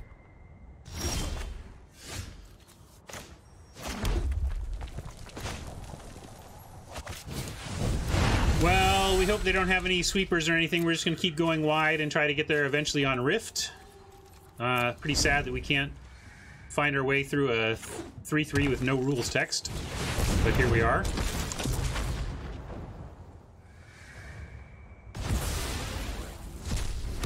The only coverage I've ever done has been volunteering at Wizards for charity events and various coverage stuff that has been needed on that axis, but I've never done official Magic coverage, no. And would I? I would. It's not going to ever happen, though. Yeah. I mean, it's never going to happen. I am not the person they're looking for to represent their brand, shall we say.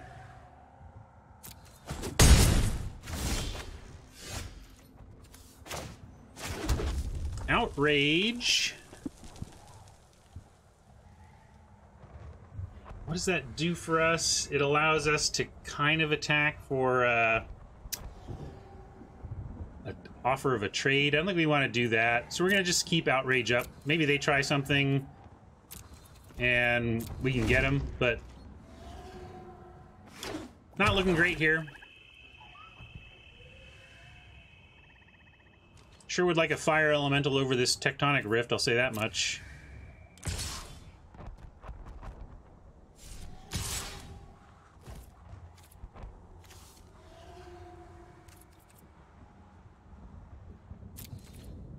And I'm going to go ahead and outrage it. They are getting good attacks together here, and if we don't start trying to take out their stuff, it's going to be hard for us to execute this rift plan in time.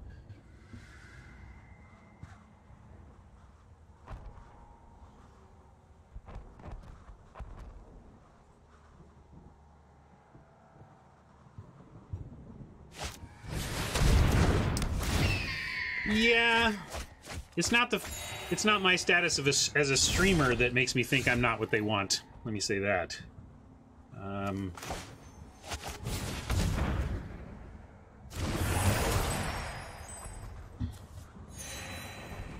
We could bite the vulture and continue keeping our life total high.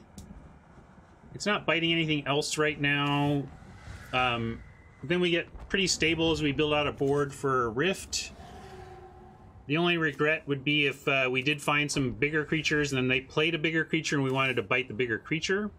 I think I'm just going to keep our life total high. Oops. Target creature we control, target creature they control.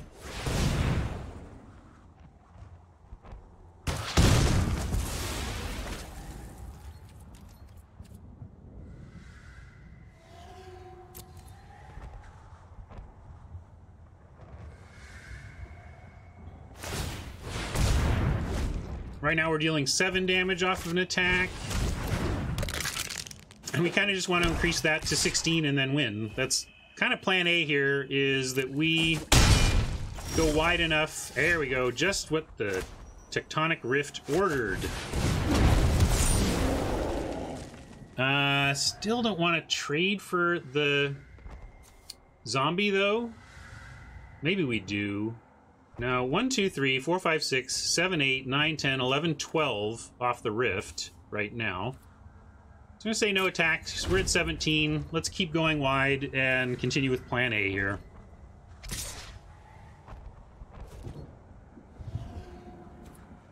Yeah, I basically never play these, but when you have 3 Trailblazers, they suddenly get a lot better. I never... This is the first time I think I've ever played either of these 2 cards, but it's all about triple Trailblazer plus double Pattern Matcher, making that worthwhile.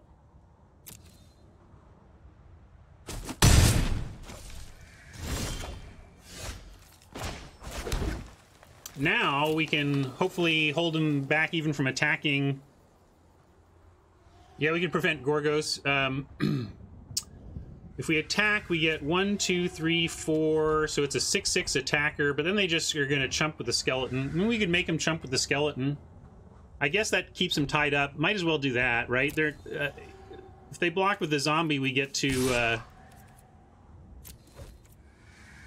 I guess they gotta have Blade Brand. This could be a mistake if they have Blade Brand.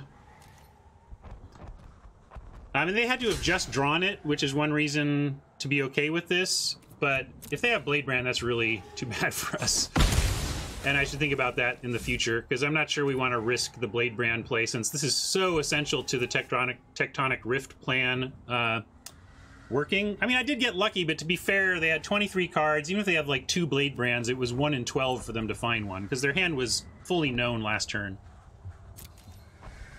I mean, it's probably correct to attack there just based on the odds, based on the tiny % chance that they specifically have a Blade Brand. But at the same time, if losing this creature completely alters our plan and makes our ability to win much worse, maybe we just don't want to do that and it's not worth it. Right, just to cost them, well, not 1 black mana, like 4 total, right? It's gotta, they gotta bring it all back. But that's the thing. I think we will play it a little safer. Well, one thing we can do is just get to 8 mana, and then we have 6, 7, 8, 9, 10, 11, 12, 13, 14, 15, 16. So yeah, land off the top and we win. That's cool. Well, I've done it now. Now we're going to draw our Evolving Wilds or our ETB tapped land, Rugged Highlands, since I was not specific with the Magic Gods. boo! Now it's all reset. Now we're just kind of square half. Not square zero, but not quite square one even.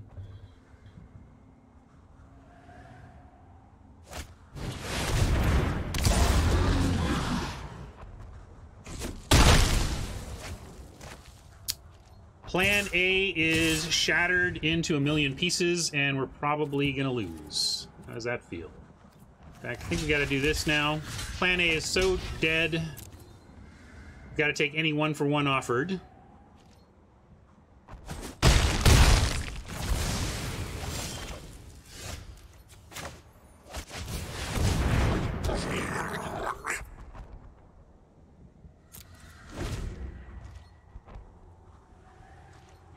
And we just didn't quite get our stuff in the the time we needed. I think we're going to get him next game.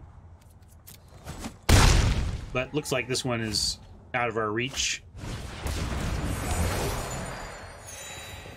Oh, they're playing healers the glade. I have a good reason to play healer. Why are you playing healer? I guess because we're aggro. Maybe they brought it in.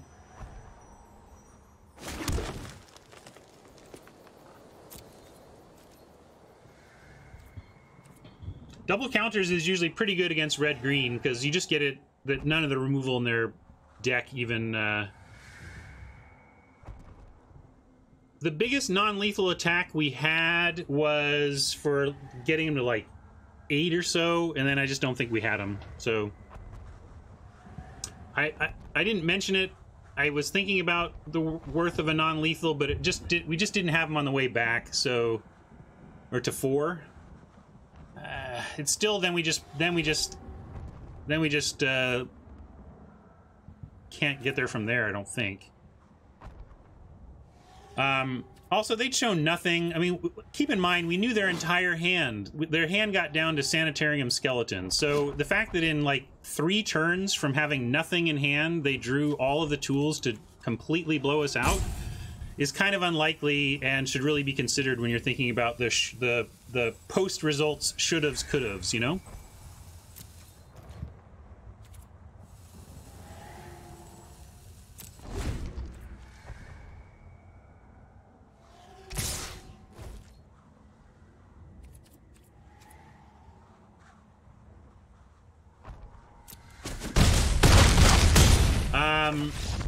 I thought I was clicking to go to blockers there. We weren't going to win that one, but that was just a misclick. I thought I was clicking to go to blockers. But I don't even care. Like, we were not winning that one. They wrecked us good. Yeah, so given that their hand was at 0, and we were, like, 2 lands away from having the win, right? We were just... At the time I didn't make that attack, we were just... 2 lands away from alpha, right? So they needed perfect top decks. Do we see anything worthy of that plummet? They still didn't really do anything to make me want to bring in the plummet. Thanks, Shogmoth. We'll see you next time. We were effectively dead. I'm going to remove the Rift. As much as it could have been part of a victory there, they've got a lot of removal that's showing that we can't necessarily go wide that way. We could take I like the suggestion, although it's a 6-drop, kind of makes me want to, if we do this, like, cut something else. Nah, I'm going to stick with a 5-drop, and it's an elemental.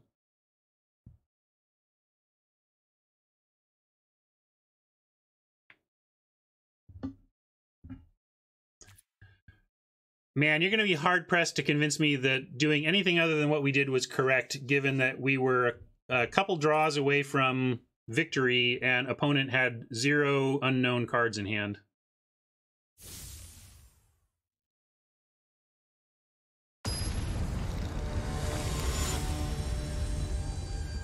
I have not heard about that theory applied to all meetings, but of course the, agile stand-up is effectively that reset press, right? Is it just trying to bring the stand-up meeting to all meetings. All right, I like this. If the Trailblazer lives. If the Trailblazer doesn't live for us to pattern match it, that could be unfortunate, but I like this as a start.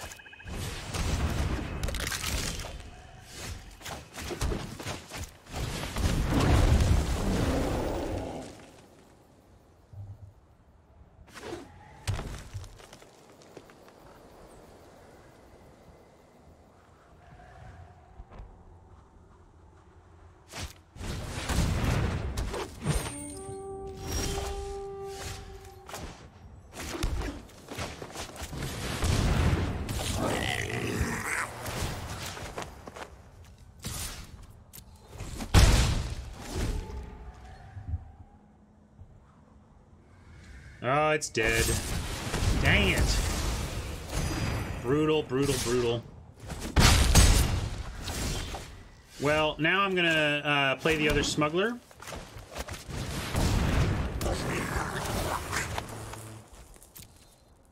And then at least we get to drop a fire elemental and match for another fire elemental.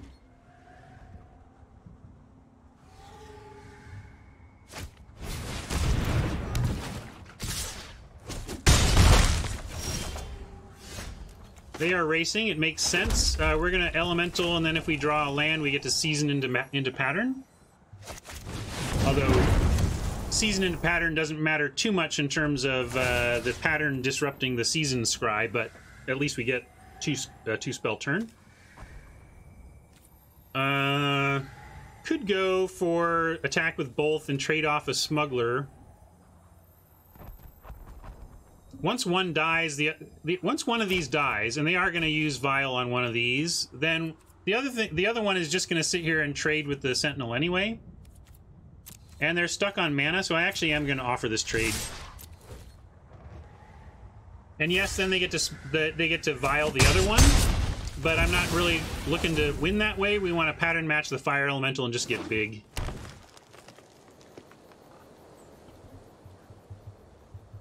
I'm curious. I don't love any hard fast rules like it's illegal in this company to do blah blah. You know, every meeting must be this that. I don't necessarily like that, but I think there's some merit to the underlying philosophy driving that rule.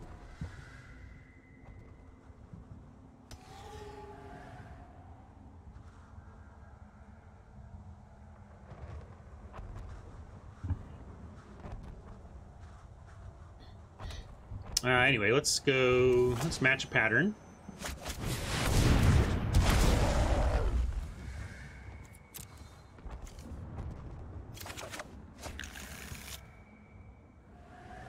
And we trade the smuggler for the mutt, so I'm going to offer that as well.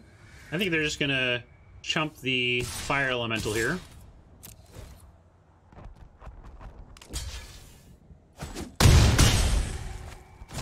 I'd have to... I can't go back and process that decision, Podge, but I'll think about that in a bit.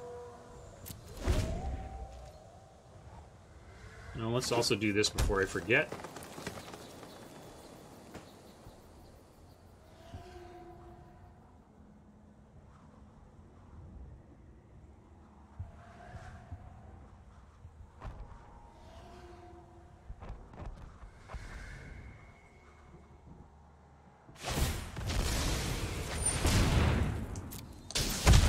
Pretty big investment of their mana resources here, and so that's good for us.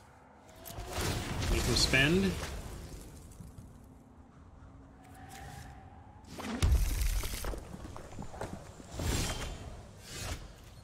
All right, we will go season into Aeronaut, I think, actually, because the second elemental can be blocked on the ground. Aeronaut provides a nice air support for this.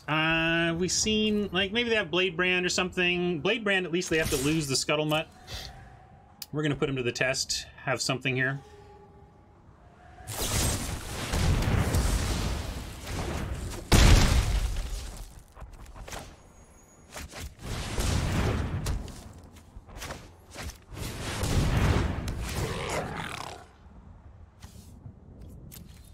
No doubt that meetings have a ton of waste, but also in my corporate experience, meetings are essential and valuable when done right. So yes, finding the ways to do meetings right seems super important for a healthy business.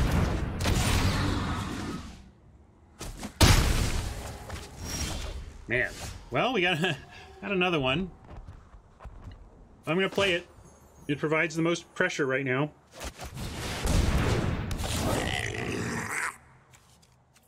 Scrying land at the bottom feels good too.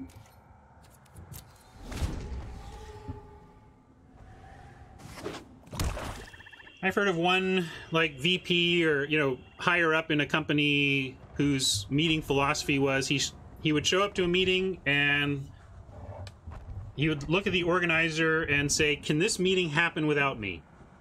And if the answer is yes, he'd leave.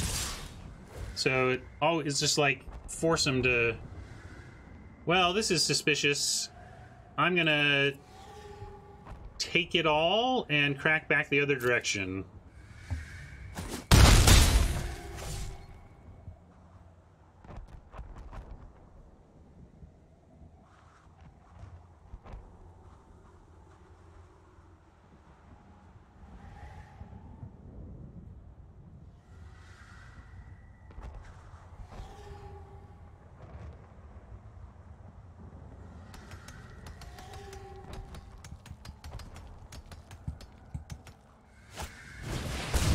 Piercer bow doesn't do too much. Interesting that they played it after, so almost like the fact they didn't cast and equip suggests they have something in hand that's even more than 2 mana. Is that possible? Why would, I guess it doesn't matter to their attack, so they didn't bother. Now what though? I think we attack with both. Yeah, it feels like it could be pretty murdery here.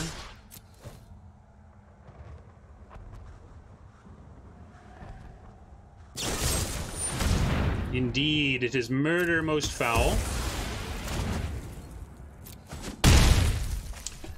And I think I'm just going to outrage the Hydra. Well, no, let's play the Elemental. I'm going to play the Elemental. I lied. One of the reasons I wanted to play the Outrage is they're tapped out, so if they had a Pump Spell, which it looked like they might have been representing at some point, that could be a concern. Do we want kind of an underwhelming pup, but it does give us double scry. And it's not a land, you know.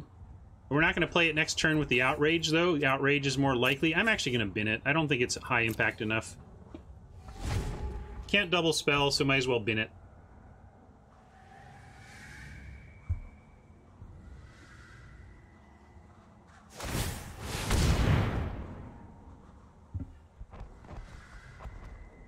Also great if they're using this time to get a skeleton back. That says good stuff for us.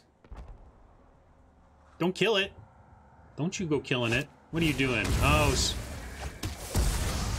interesting that they would splinters that dude. Well, we're close to just winning here, but not quite.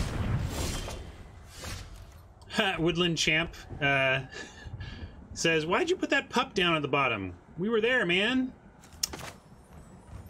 I'm going to take a look at the top before we decide what to do with this Outrage. Healer. Is that anything we want? No. Healer's what they want, not what we want.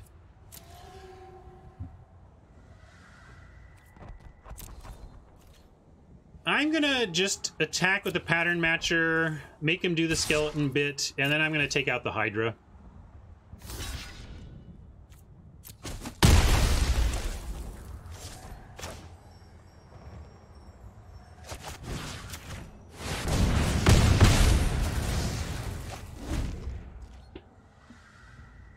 Given the, how they've spent to get this skeleton back, it feels like killing any other creature is great for us, because they're just spending 4 mana a turn to stop one of our dudes.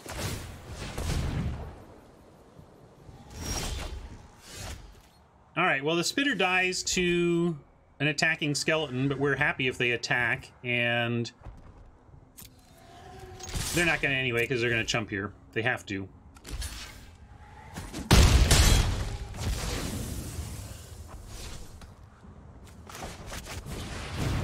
feeling pretty good about this, but can always slip away with some weird rare or whatever. Hopefully we get there and find Exploding Chandra here. Vulture could get him a bunch of life. That would start. Ooh, but they whiffed on 3. They got 1 life back there.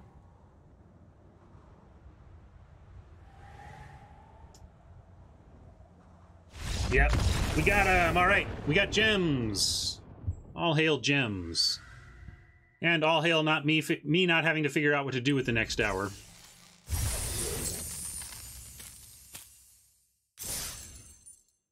I'm going to update the record, take a bio break, bring down a snack, and then we'll see if we can't get profit here, okay? Be right back.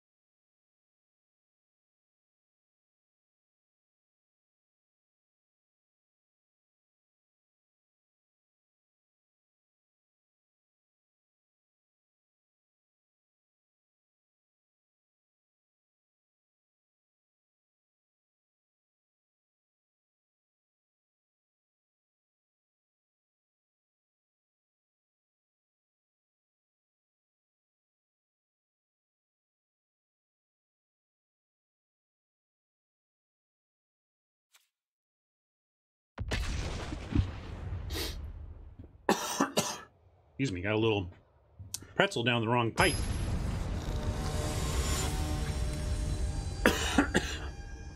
Making me cough and cheering up my eyes.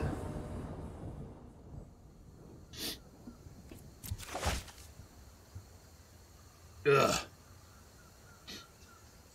This is really not a great start. On the play, I'm going to mulligan this. I want to start before 4. I like this better.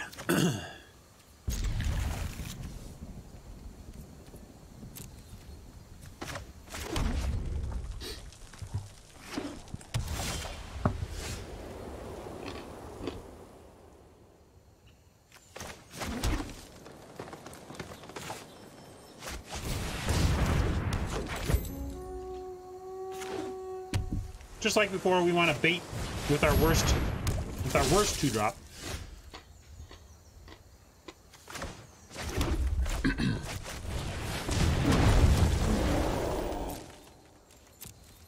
Piranha is a good card against us.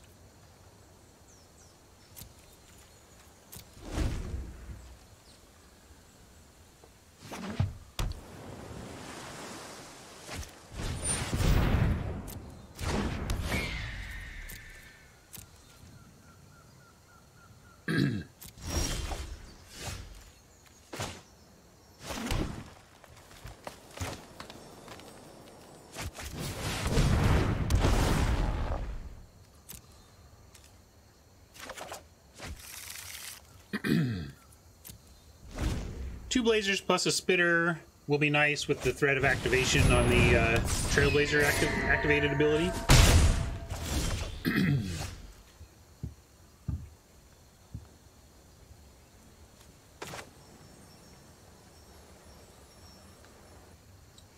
But we're going to take some damage in the meantime. Next turn should be good, though.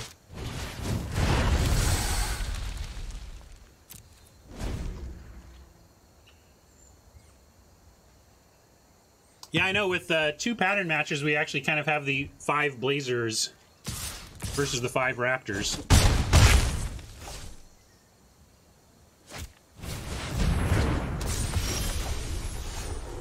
Ugh. This Eagle making our shocks worthless is rough. However, we've got double Blazer, Scorch Spitter plus Shock I would trade for the Sentinel. So, and Woodland Champ plus Shock I would trade for... Woodland Champ for Piranhas plus Shock is not one I would want to do. Maybe we keep the Woodland Champ back. But I think we need to just... If we're racing, we gotta race. So I'm just gonna attack with everything, and hopefully our Trailblazers plus Shock will help here. I'm even sending the Champ. If they want to use blocking resources on the Champion, I think that's actually good for us, and we're gonna let them do it.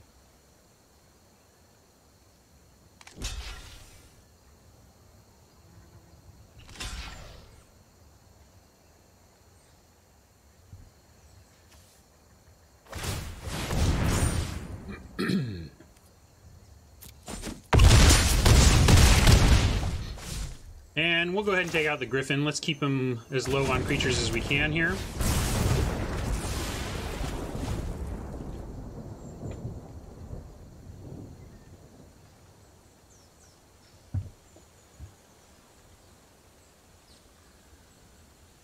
Ooh, dang it, they're gonna destroy tapped creature, it looks like. Or maybe they're just looking at our creatures, but against white... Alright, I take it back. They're gonna destroy tapped player. Yeah, I don't think Oppo blocked optimally there for sure. I don't know if they forgot the Trailblazer activation. That could be part of it. It looks like they almost blocked as though Trailblazer were going to stay a 3-2.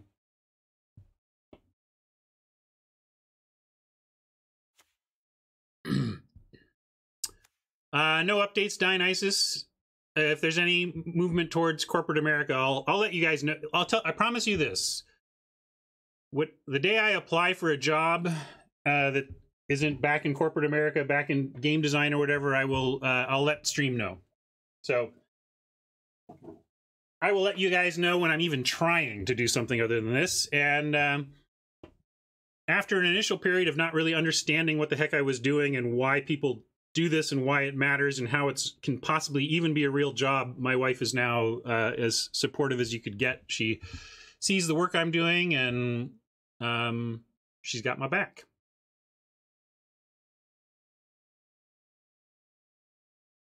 Yeah, we'll definitely plummet. And do we want the bow? Bow might help with the shock a little bit, actually. But we could bring that in for a champ, and then maybe the plummet for the season.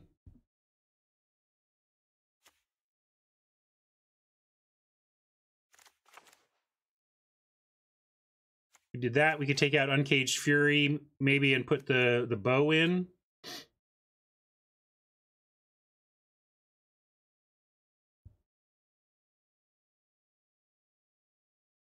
I'm gonna go with this.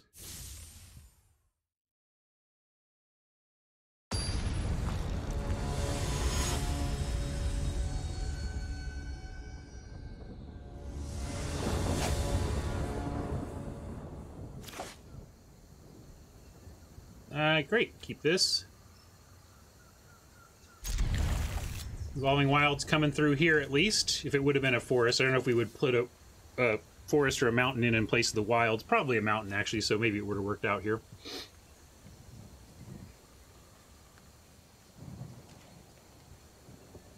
Right on, Artemis. Glad I'm doing right by you. With the mountain, we can actually lead on healer instead. So we can trailblaze and increase the power of the healer.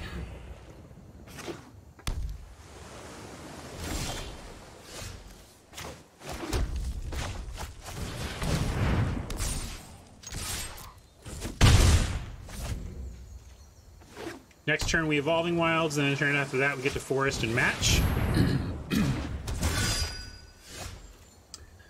You all know about how much I respect the old Diamond Knight, which is not a lot, but it doesn't take me off. This doesn't take me off of our plan. We're gonna fetch some red.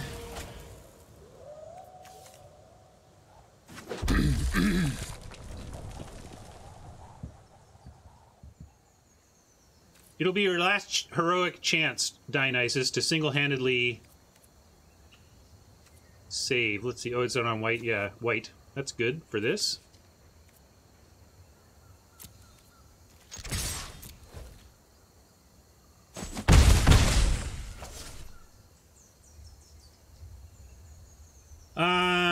Spitter or the Berserker? Berserker just trades off for the Diamond Knight. Spitter does too, I guess. I guess Berserker doesn't... Berserker at least continues to trade off if they make it bigger, so and it spends all our mana, so we'll do Berserker here.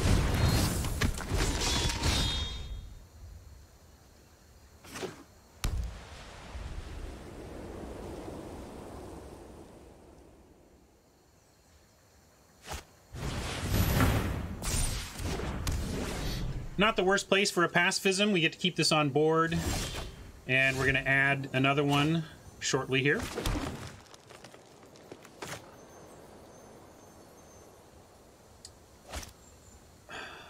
Let's see. I'm going to go ahead and offer both of these creatures on attack first. I'll trade Healer for the Knight. I'll trade Berserker for the Knight. Let's do it. I think they have to trade. It's getting... They're getting low.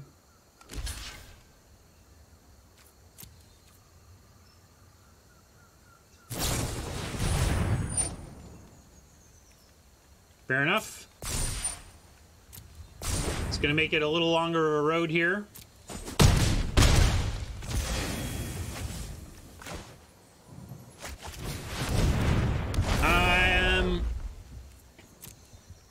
I'd have to get into a mindset about special content for, like, Dionysus. I'm too busy as it is, so that's part of the problem.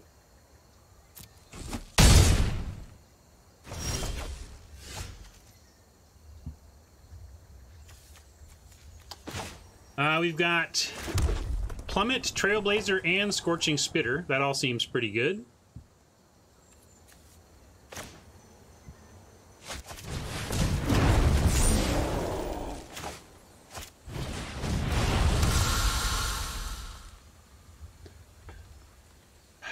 This is actually pretty annoying, though, right now. It's gotten big enough to be annoying, but...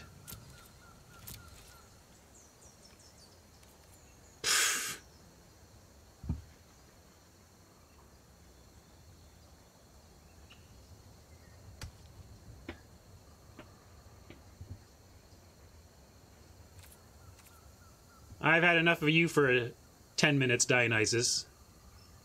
Telling me what's my excuse and what's not. Go sit in a corner.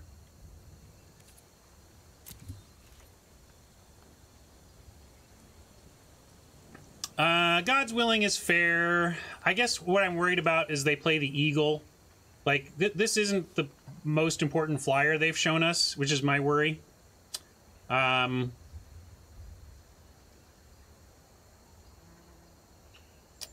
But, you know, you're not wrong. I mean, it's all, what are you playing around, right? Are you playing around better flyers or counterspells / protection?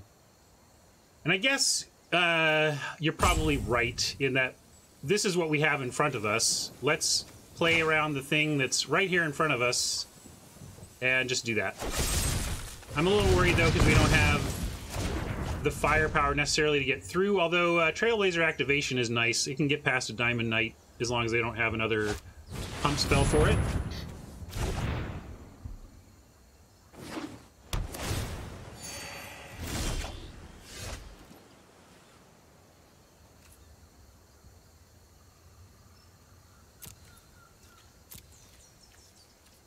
18 is too much to go for an all-out here, but we can take the quasi-unblockability of the Trailblazer to our advantage and get our own Air Force going. We could get wiped by a planar cleansing. I'm not really going to play around that here. Oh, there you go. There's exactly why I wanted to keep the plummet, but we're still fine. At least they'll trade... Ooh. That changes everything. Well, it doesn't change everything, because this is still too big. Let's see. Trailblazer buffs to a 1, 2, 3, 4, a 7, 6.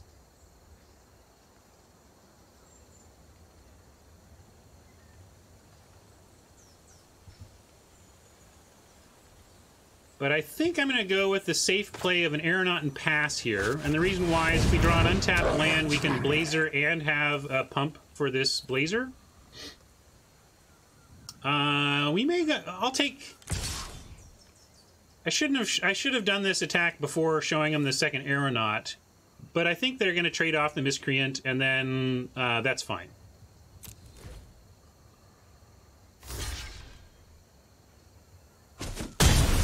I didn't swing the Blazer because they actually did have like a triple block on it that I didn't really want to do there.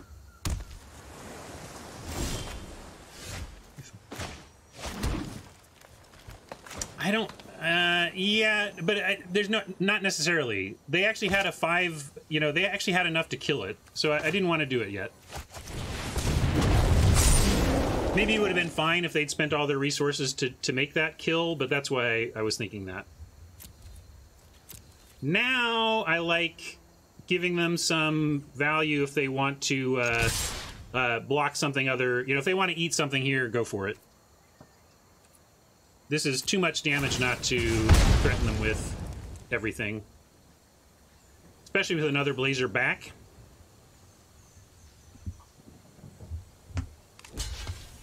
Yeah, you might be right, Haj. I'm at least saying that's why I did it, right?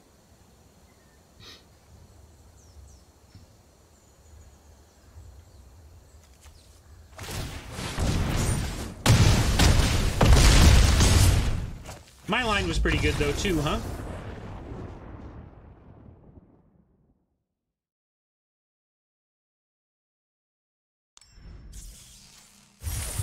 Nice. Profit achieved.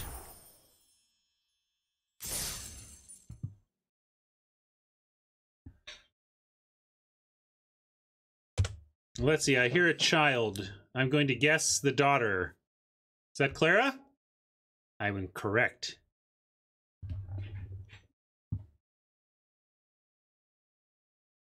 I put you on blast because it is one of my fatherly powers as a streamer to do so.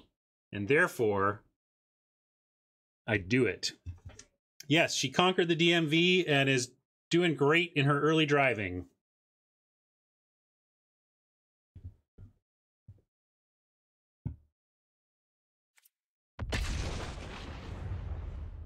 I gotta conquer insurance now, though, and see how much it's going to cost to put 2 teenage drivers on my insurance. Which is probably a couple bucks a month, right? A couple bucks?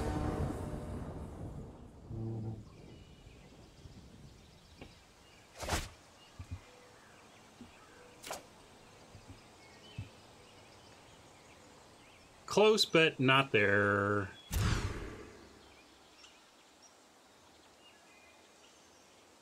All right, we'll keep this, ditch a mountain, and try to season our way to good action.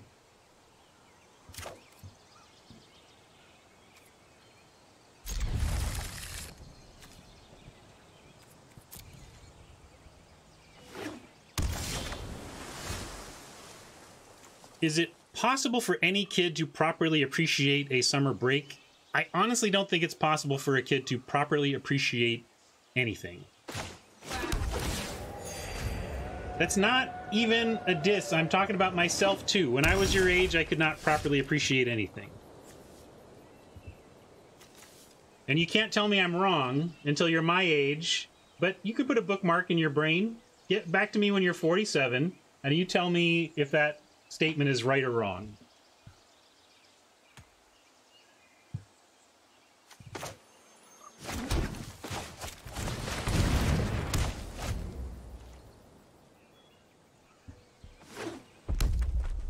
I just think that it takes time to learn to appreciate things.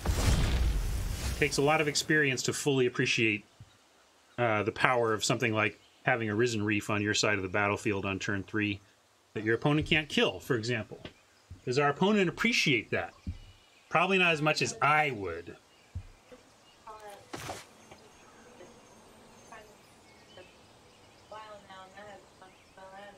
Well, turns out a lot of adults aren't good at appreciating either, which is one reason why it's really tough for you to expect kids to appreciate.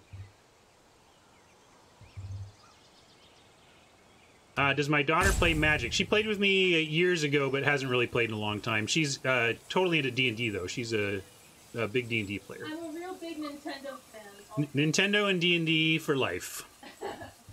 All right, let's see. Deciding on Trailblazer versus Smuggler. I'm going to go with Trailblazer. It's not as mana efficient, but we can attack with it next turn. Ooh, we got a shock. Brilliant.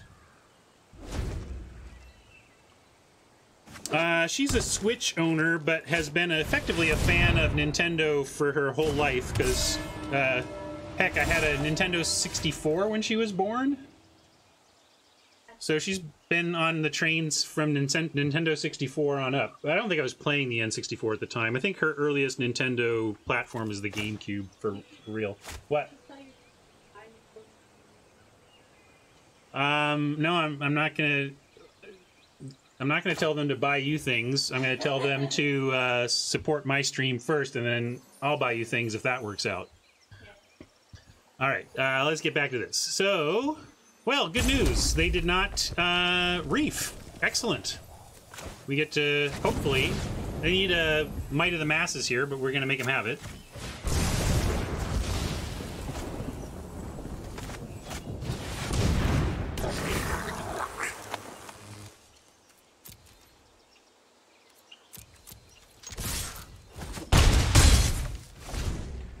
Maybe. I mean, it depends on how well you support the stream.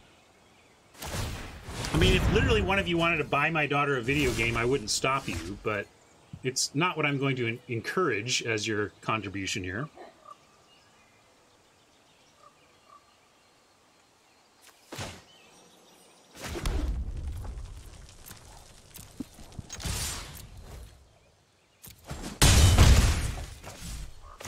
A good reef is a dead reef. Spoken like the GOP.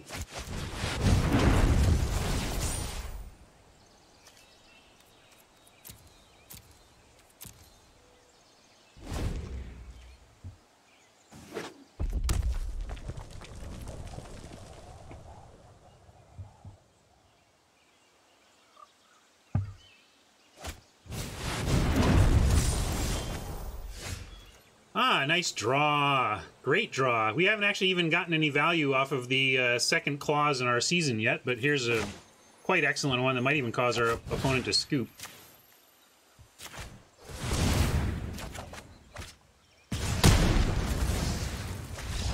Indeed.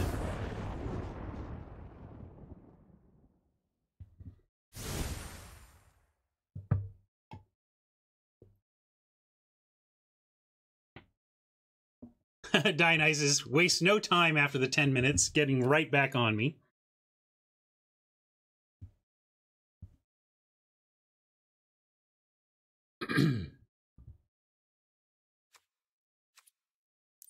All right, what are we doing here? Mirror match. We take the bow to help give us answers to the reef. They were showing some blue. Plummet probably is good against them with flying elementals.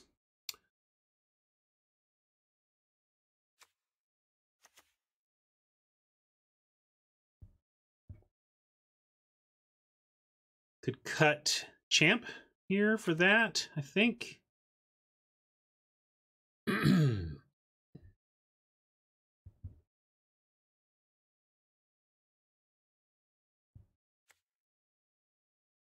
Dionysus is nothing if not thorough. I think we can agree on that. Yeah, blue might be there to splash. I don't think I want to bring in Plummet quite yet.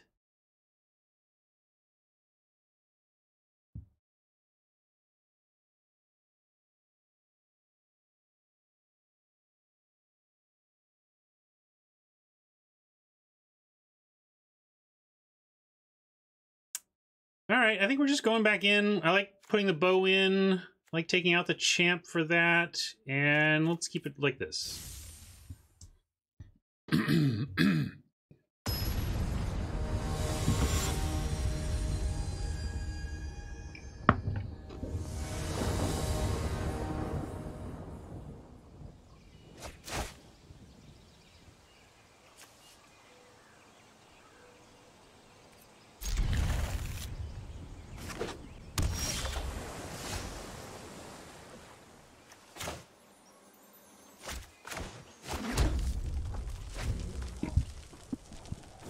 Thinking about disguising the shock, but decided not to in case they played something here.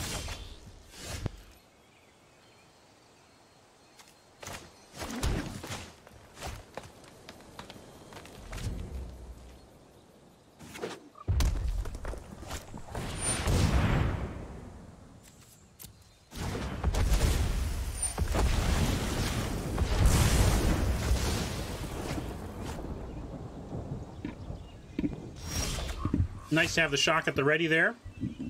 What is Dionysus going on about? I'm going to let you ask him that. But I imagine it's self-improvement of some kind. Too bad we only have a Scorcher for our third turn.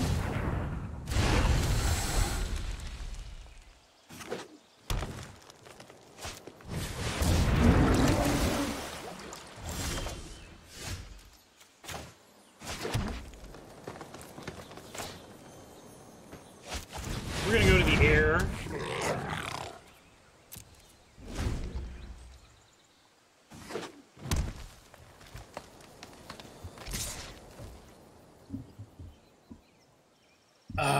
No blocks.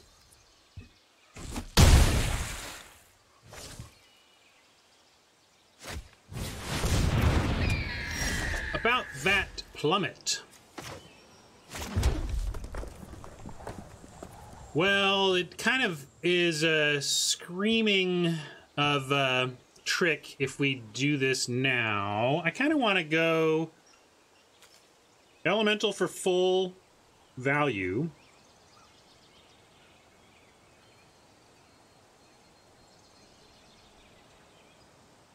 It's not bad. We're either going to offer up Fury for an elemental block, which it works with Spitter and... because the Spitter becomes 2/2 double strike if we want to give up Spitter and Fury. I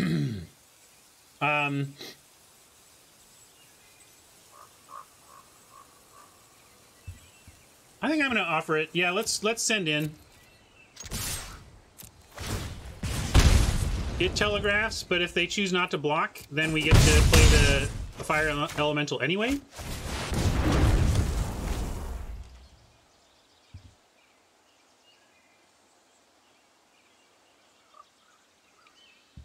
Dionysus, Scooter is not wrong. You know I love you, man. I largely think Dionysus is an incredibly positive force in my stream, even when he's trolling, and even when he's being his genuine, funky self.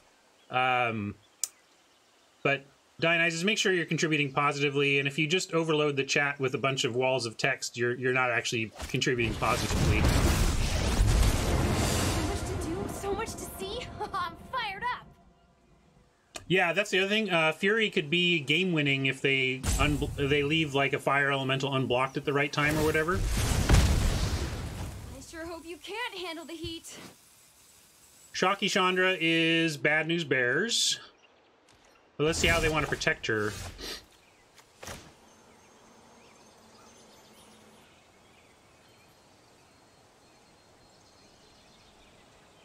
Unfortunately, can't really two-spell here. That's a real bummer.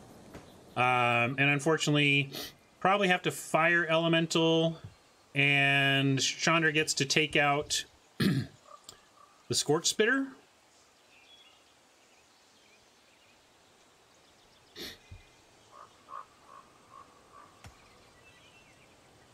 Just make your point in 7 fewer posts. Okay. Anyway, back to this. I do think we want sending everything. Yeah, let's. Well, I'm gonna go fire at Chandra.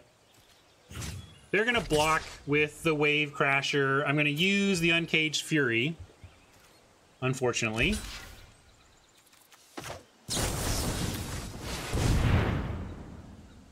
I'm just making arbitrarily large sounding numbers, Dionysus. I didn't actually count.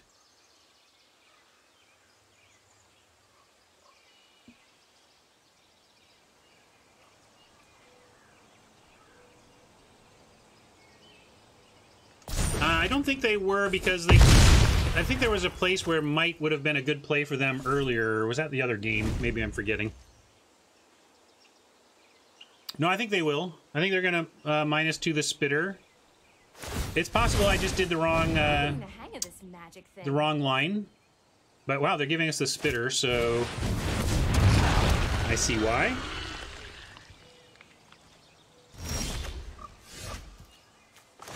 So now I think we go, if we go Spitter Scorcher, we get two left behind and a dead Chandra.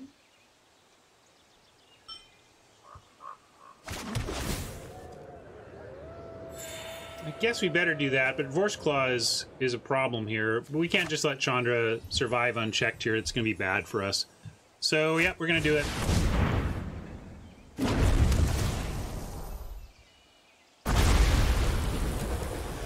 And we actually only need to send 3. Although it doesn't really change the kill count, does it? So it doesn't really matter. We'll just leave this back, though.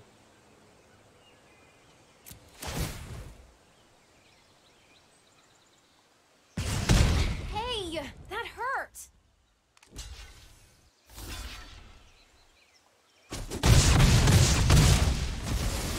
Are we taking 14 next turn? Well, right now it looks like we're taking 10. But then we have an Aeronaut to play, and technically the Fire Elemental... technically. No longer technically. I guess we're taking 12.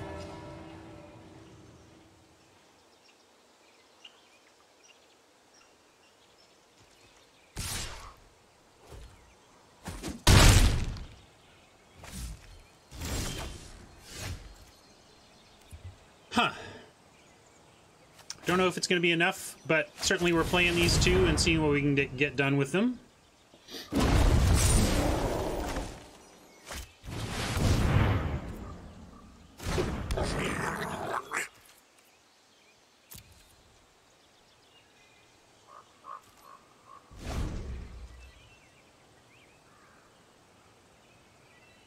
Yep, digging Oppo's deck a lot, but we have a chance here. Ooh, nice one. Dead Trailblazer hurts us a lot.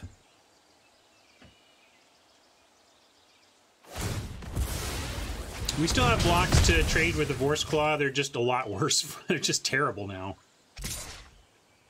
Oh, they don't want to do it. They're just going to try and win through the air. Makes some sense. We do threaten some serious pile-up damage on the ground. And also don't know how we actually overcome that elemental. We did not get any deal 5 exile removal spells. We need a bite. I guess we need a rabid bite.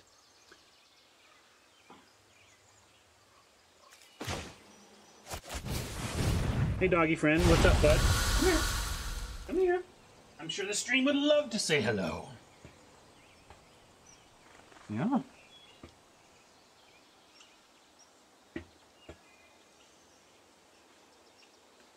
Rocket, we're in serious trouble though, bud. I don't know how we win. Attack with the aeronaut. No, I needed to threaten to block the stupid Worst Claw.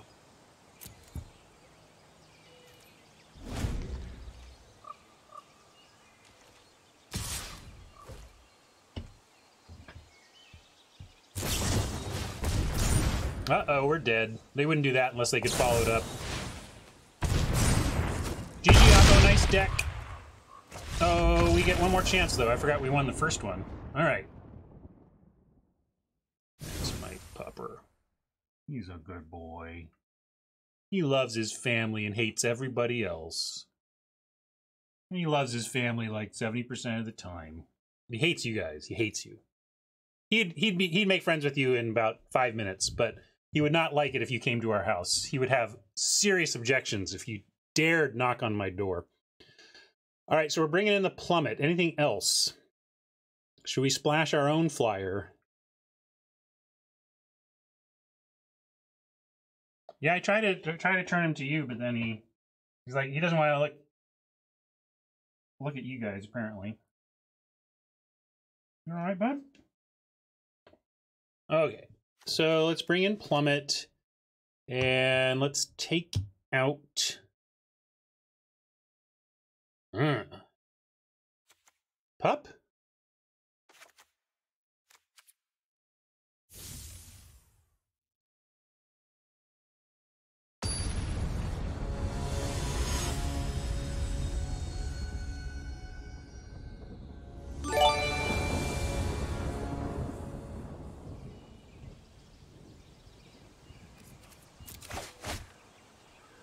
Nice.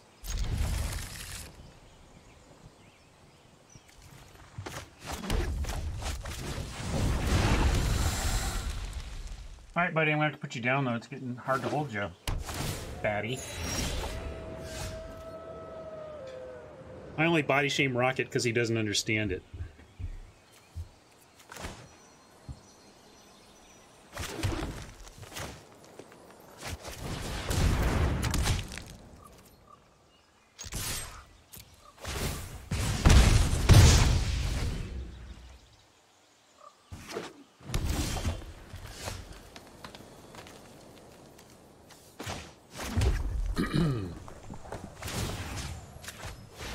Throw it on there for what it's worth.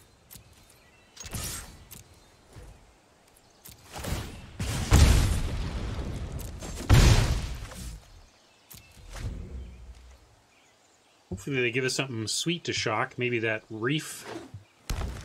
I mean, I'd rather the reef just stay at the bottom of their library along with all of their islands or whatever, but...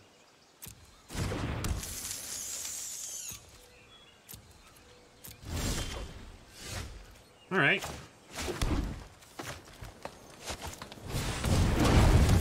Trailblaze, and ooh, I guess I'll just shock. I was gonna Rabid Bite, but Rabid Bite can pick up bigger things when we get this fire elemental down.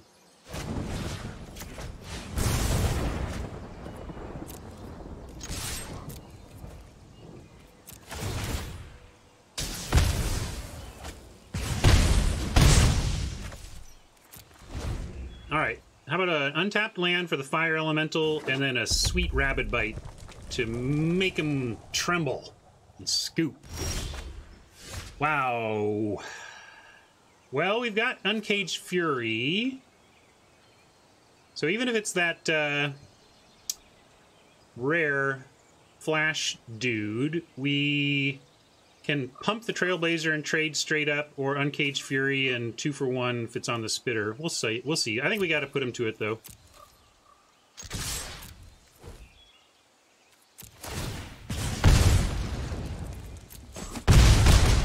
Oh, I should have pumped since they showed no... yeah, let's see if that matters. I think we should just rather have them at 7, because we can't... We're not going to, like, save our creature or anything. We might. We'll see if Uncaged Fury proves valuable, but should have just pumped and got him to 7 there. We'll see if that 2 damage matters.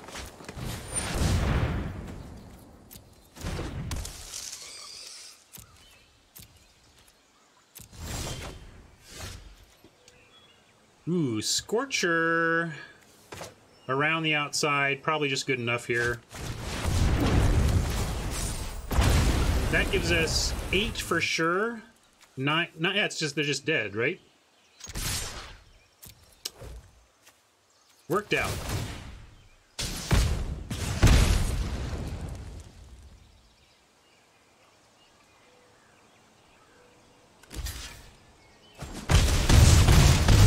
But it was surely a punt. Glad it didn't cost us, but definitely should have pumped there on that turn.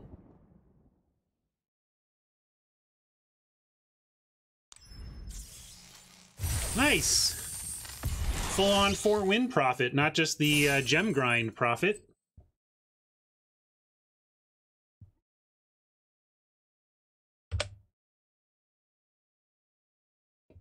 I mean, the only reason not to pump there is if you were afraid that they were going to untap and shock the elemental. But they would have killed it by then, so it's something... We would be playing around a top deck if we made a deliberate decision not to pump there. Question here. If I active treason opponent's creature that has 2 bows attached to it, why do they get to pick the bow targets when I attack with it? Because the bow is doing the damage and the opponent still controls the bows. The controller of a permanent decides what happens to its triggers, and yeah, it's equipped. So if it had said, if the bow said equipped creature gets : when this attacks deal, you know, if it gave the power to the creature, then you would have controlled it. Yeah, punt is really just mistake. Punt, I would say punt is a clear mistake. And there are people who will debate with you about how severe the mistake has to be for it to qualify as a punt. For me, a punt, the punt designation is just a way to recognize our own mistakes in the pursuit of improvement. So for me, I don't, you know, punt whatever you want. If it's a clear mistake, it helps reinforce the need to improve there. Even if it's a tiny, tiny little thing, I don't care.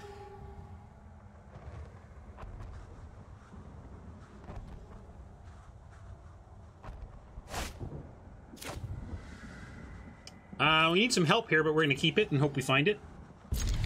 Not a bad 1, 2, 3 if we do find one of those elemental trailblazers. Ugh. Take it back. This hand sucks.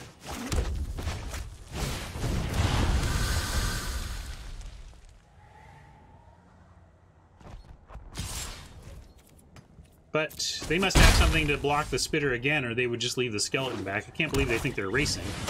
Yes, indeed. There's your skeleton blocker. Just play another spitter.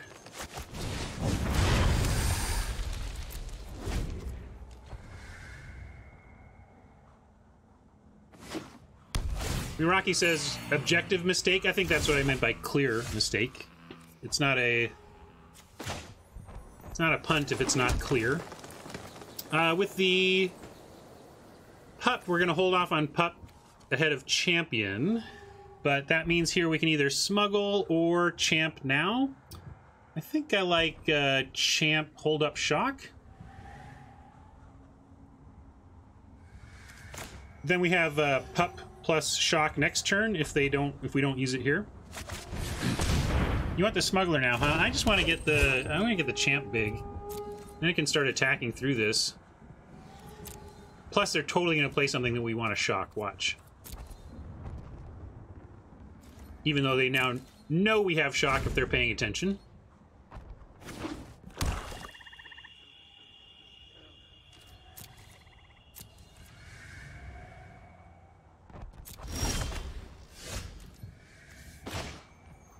We can just go Aeronaut here. They're not showing any flyer yet.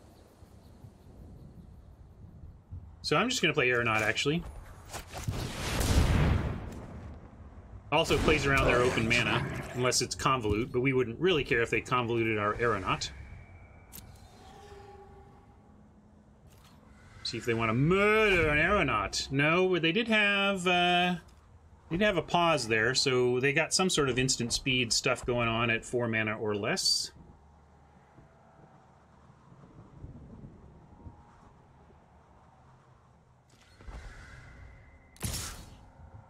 Yeah, Vulture is kind of what I was hoping for in terms of shockable, happily shockable targets. This screams Blade Brand. Like, I don't know We're not going to fall for that. I don't know. We'll wait until we have shock before we make a block there. Let's see. We could... I am expecting the Blade Brand, so I'm actually just going to smuggle here. We're going to get some red.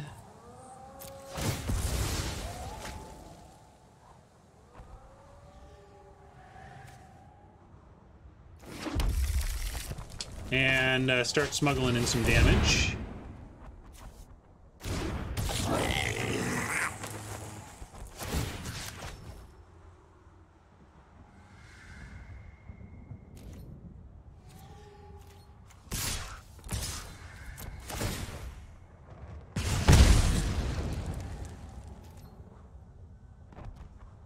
Now they're gonna break down and murder something? No? You're gonna keep just... Aha! We did it! Sussed it out and made him use it to cycle. Bo is nice. Let's see if they want to take out a spitter here with an attack. They do. Interesting. Well, we're gonna block and try and kill that thing. Didn't have their... Why did it... Did I get auto-tap screwed, or did I need to do both? Oh, no, I did 2 red cards. Never mind. It was not auto-tap screwed. I'm gonna say if they have another Blade Brand, I'm gonna tip the cap and make them use it now.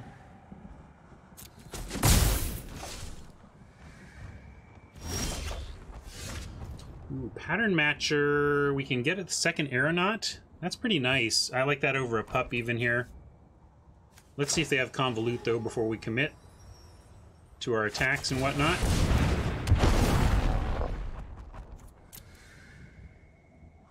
I think we can get all of these. Maybe we just want 2 smugglers?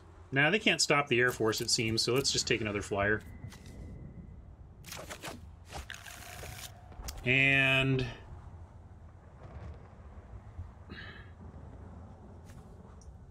I'm gonna do this. And then if they have another... Blade Brand, we have the shock to blow them out with that. Double Snuggle is fine, but, you know, 2 flyers.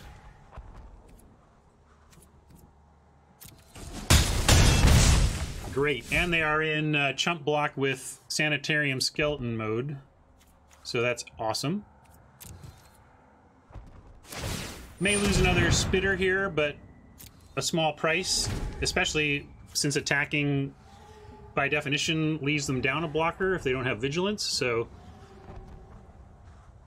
the cost of pinging the spitter is leaving themselves down a blocker, which we're fine to pay that price.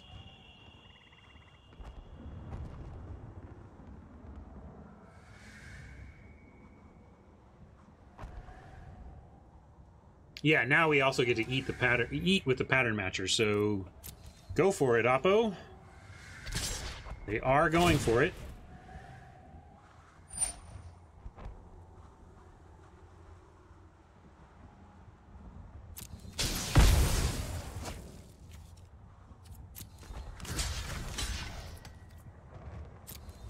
Yeah, I guess we could choose not to block. Maybe we're just going to get a cutthroat death of the pattern matcher. That's fair. But it just felt like it was so...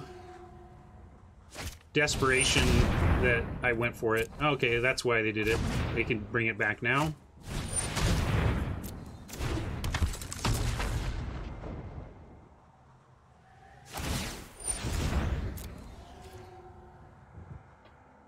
Let's see. If we shock the skeleton, we just get to attack with everything, so let's do that.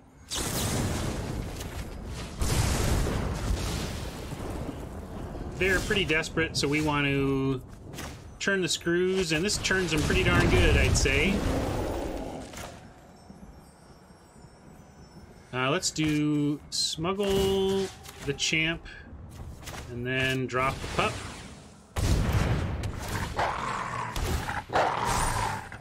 Now, pup is still or champ is still unblockable as a 3/3, and we get a lot of good damage in here.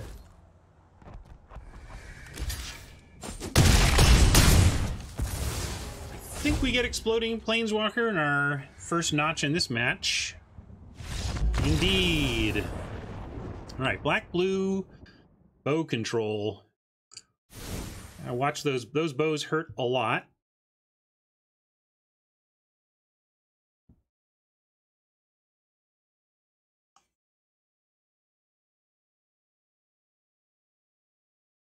We can assume flyers with the blue. And I think maybe I do cut a spitter on the bow. Is that reasonable? Just cut one of our dead to bow dudes. And we just even call that the swap.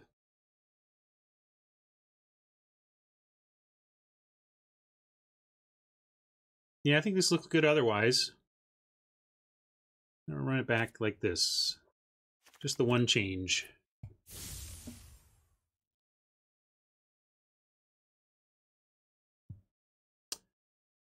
Hey Reg, we tried like 3 different times to build a blue deck that made sense to us, but ultimately the Trailblazers, 3 Trailblazers and the Champion represent basically all of our 2-drops. So if we cut green as a main color, we're done with 2s.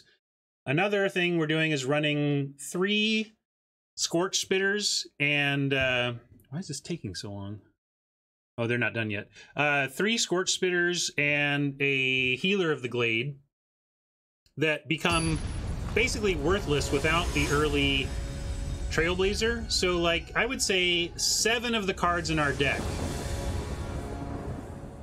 were reliant on the green-red being our base. So it was just too tough to cut 7 cards and still have it look decent. This is why I play the Evolving Wilds. How much would we give to turn this mountain into the Evolving Wilds in our deck, right?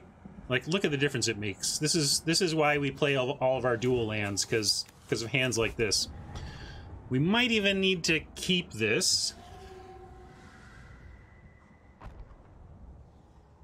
You might be right, Norbert. But with where we ended up, we are putting the right deck forward. We may have had a better blue-red deck if we had gone that path. Do we keep this, though? Oppo's going first. I'm going to keep it. We're going to have to get a little lucky with some green. But, man, if we find one, we're in decent shape.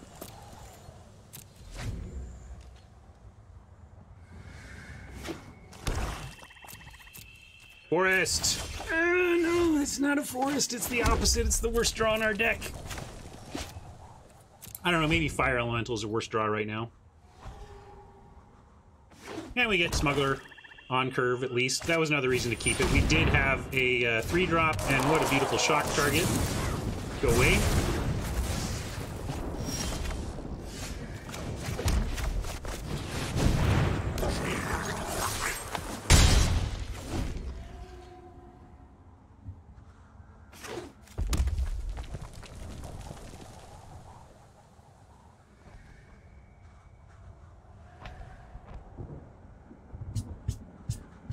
Wizard needs forest badly.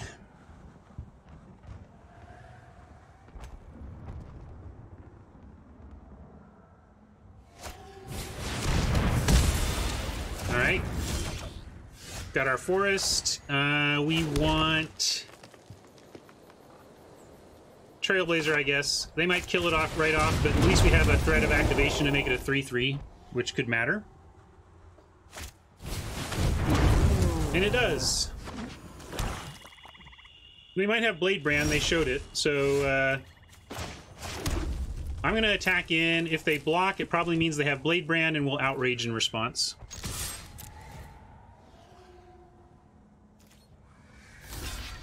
Oh man. Although the trouble is, maybe we have to Uncaged Fury. If we let, they don't need to Blade Brand here, and if we pump, and then we don't have the outrage, so I think we just Fury. That solves the Blade Brand issue and leaves us outrage, which is more powerful removal.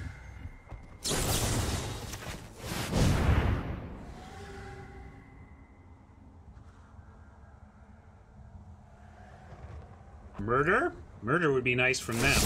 Wow, good one, Oppo. 2-for-1 dust right back. And now we have an uphill battle-ish, but we're still a 2-2, a 2-2. 2 cards and soon to be 3 cards, so that kind of made it even. Murder was pretty rough.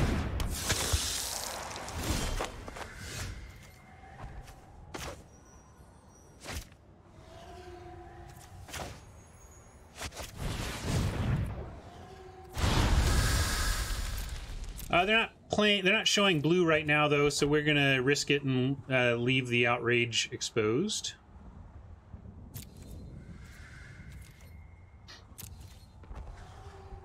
Seasons go month to month. We have a single pup. That's why we've been cutting the champion a lot. But it's a curve filler in a pretty aggressive curve out deck, so it's been holding its own as a marginal playable here.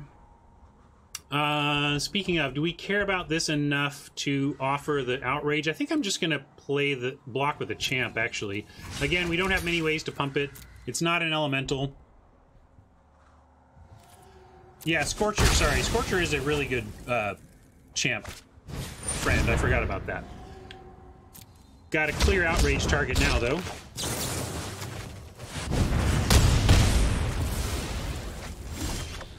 Oh no! Funny. Scorcher is so good with elemental Trailblazer. Do we want to wait for a Trailblazer?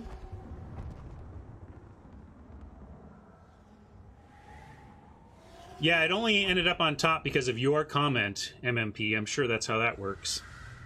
Yeah, we're not in a place to even... I guess we play it. No reason not to play it here, but we're not going to suicide into the Ember Cat yet.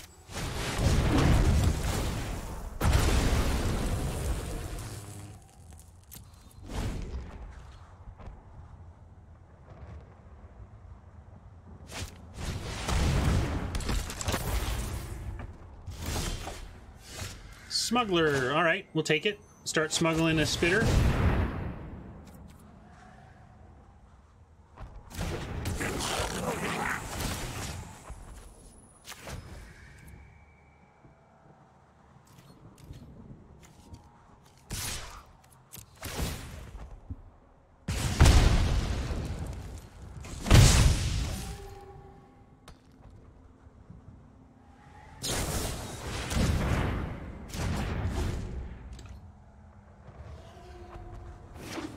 Yeah, it looks like, as sad as it was that we traded off the champ before making it a 4/4, it would have been blade branded away at some point. Although it would have been a trade for the creature as well, so maybe that still would have been fine.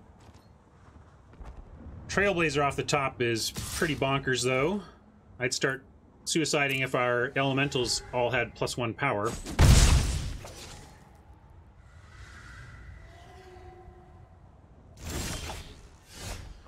Not the elemental I was talking about. And this will help us race the Fang. If their plan is to Fang race us here, we have a new plan.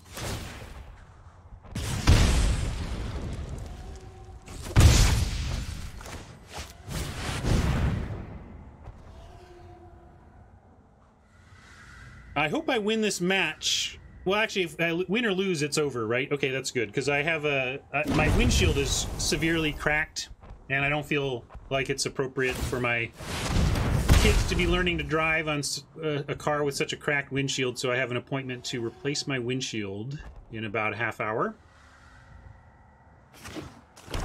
I think Oppo is missing a blue splash, but we didn't see, you know...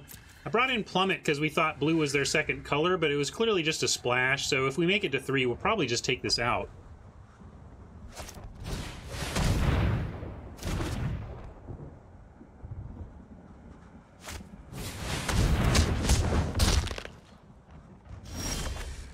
ZY, not that I can tell, which is why I basically don't ever worry about it.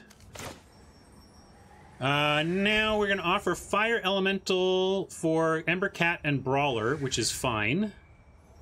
And I'm going to do this to scare him. Put on a full control slight bluff here.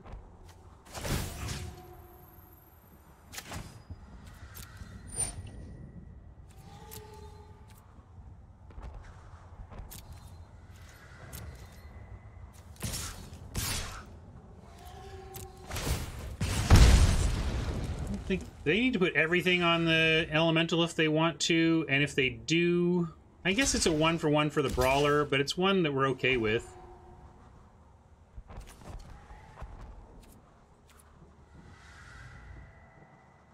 Yeah, it's too bad we can't get them both, but we're making them answer the smuggler spitter plan, and we're getting ahead on life. This doesn't gain them life, which is important. Huh, I'm gonna take this. It changes the math for them a little bit, but I think we're, you know, we just need to find a trailblazer. I mean, we have 2 more. Alright, well, we don't just need to find a trailblazer now, we actually need to do some other things.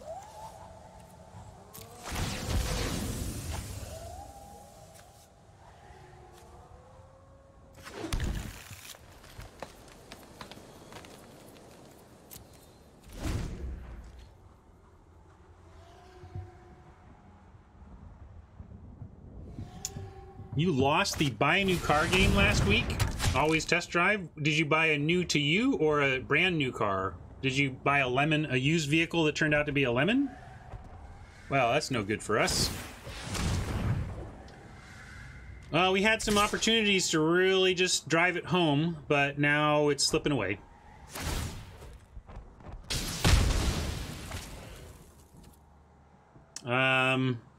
I think we take the double block now, actually. Of course, we're going to draw the stupid trailblazer now, but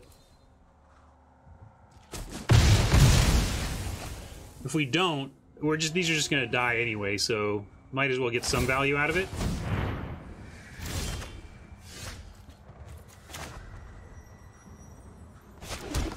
Flooding out here a bit, not super useful. And actually, because of my timeline, God, I think I need to scoop this game.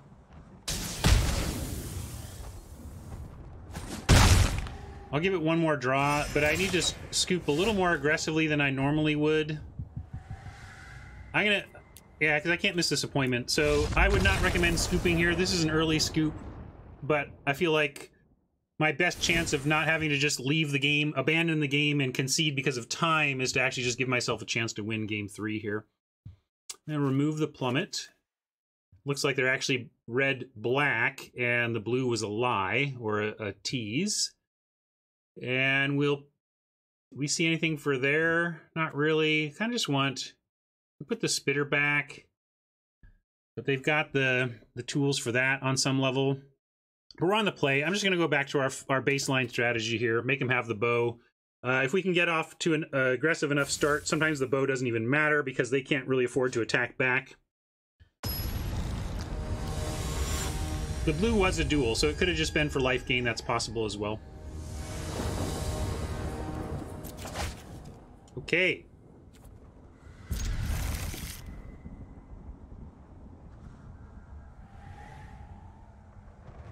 Normally I'd leave the champion to draw out removal, but in this case I want blazer into blazer, so the first blazer is pumped by the second. No, I don't like that. No, I'm not going to main deck answers to answers that are good against my deck just because they are popping up sometimes in some decks. It's not like it's 100% bows out there. All right, stay alive, Trailblazer, stay alive.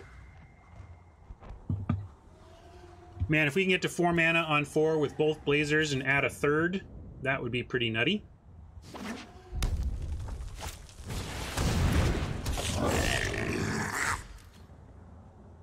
Great. We'll go ahead and shock it. It's worth enough tempo and damage to be worth doing here.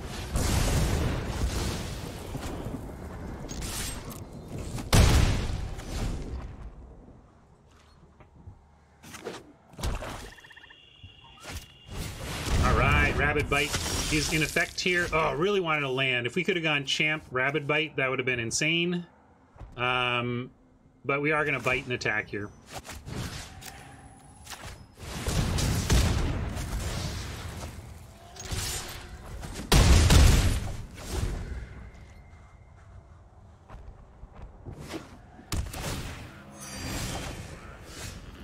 There it is.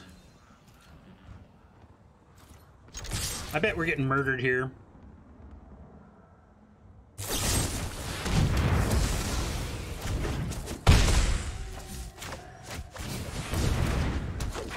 Come on, deck. One untapped land. I know we played 16. We're cutting it close, but give us that land, please.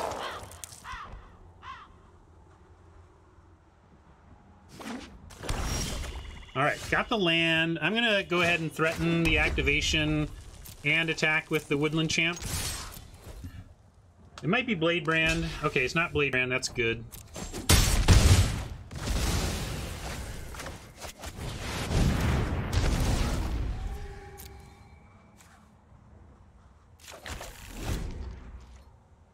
Sorry, Oppo, it is, in fact, 3 Blazers. What you got? 6 mana is a lot. They can do a lot here to stabilize. Soul Salvage for some dorks is acceptable. I'm gonna send in Pattern Matcher alone and then drop Fire Elemental.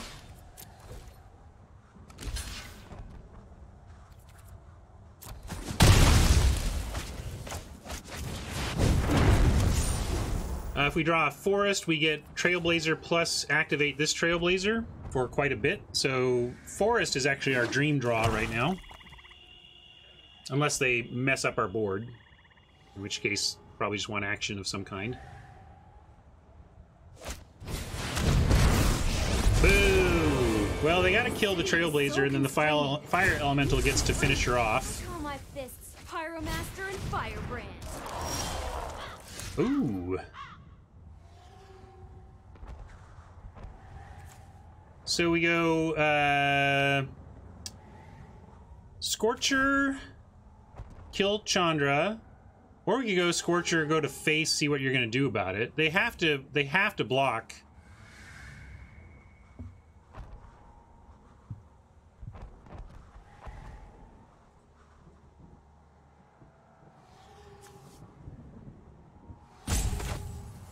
Yeah, I think reset press is correct. We go Scorcher and just go to the face here.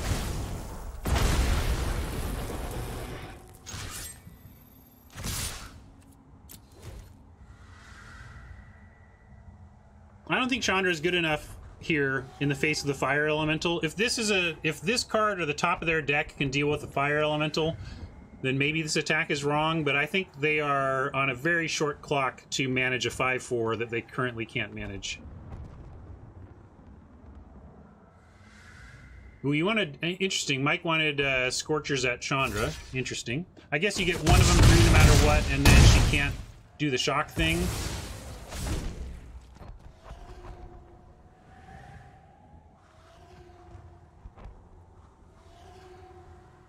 We get a Trailblazer that even makes the... They can't chump... Or they can't eat an elemental token next turn. The Trailblazer comes down and makes it a trade. So, ideally, they have to find something to chump the elemental, like that.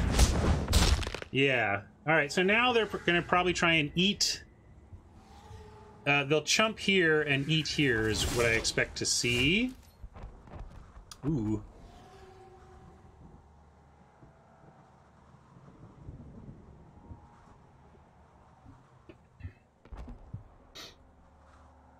Five mana, I can't 2-spell.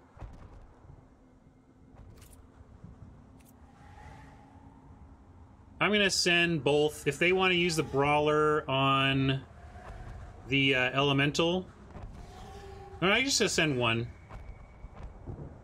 Chandra's at 1, yep.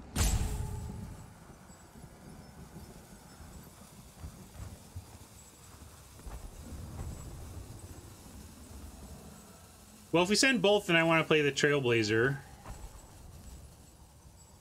Alright, we'll do Trailblazer both.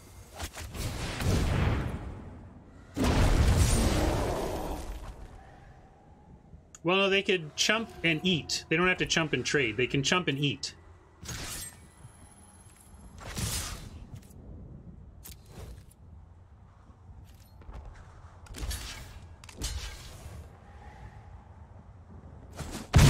Which is a significant difference, right? That was not chump and trade. It was chump and eat. But still good. Still puts him in a real tough spot here.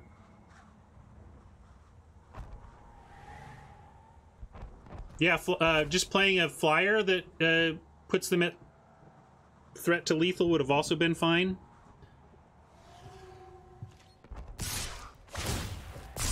Well, is that just a FU attack? Or are they going to blow the world up? Ah, kind of an FU attack. But they get 2 creatures. So they're surviving.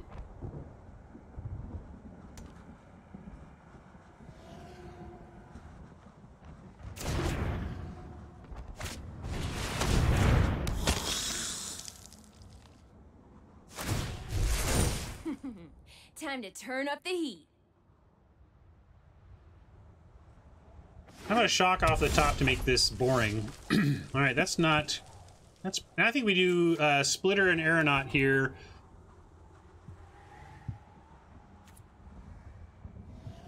Let's just do Splitter and Aeronaut and not even attack. Like, if we attack... Well, let's see. If we attack, then they force us to pump here, and we still get the Spitter. So actually, maybe that's fine. We pump and then Spitter is fine.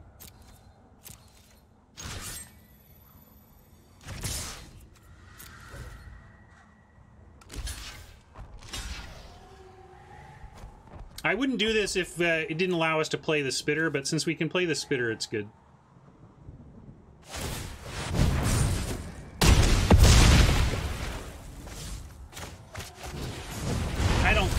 They can't win this. I don't even think there's... I mean... Yeah. Actually, they could have... Here's what they could have gotten the Flame card to save them. Because if they had the Flame thing, they do 2 to the Fire Elemental, and then Flame the others for 2. So they did have a stabilization draw there, possible, in the set at least. But they didn't find it. And I have just enough time to make the 10-minute drive over to the place that's going to repair my windshield. We got a 5-win. Nice. Boom. Check it out, folks. Are we over? Oh, so close. Almost 10,000 gold on the free-to-play account.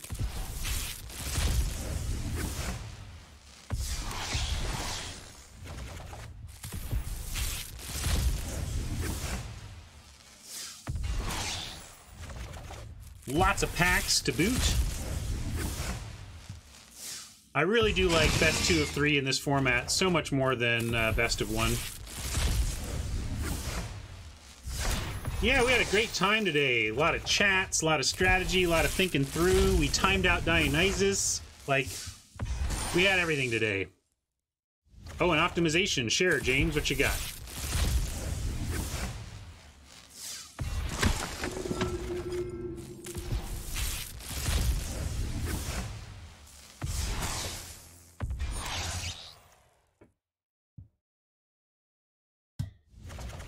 Looks great. Oh, and we even completed a vault. Why not? Why not complete your vault on a wonderful result day like this?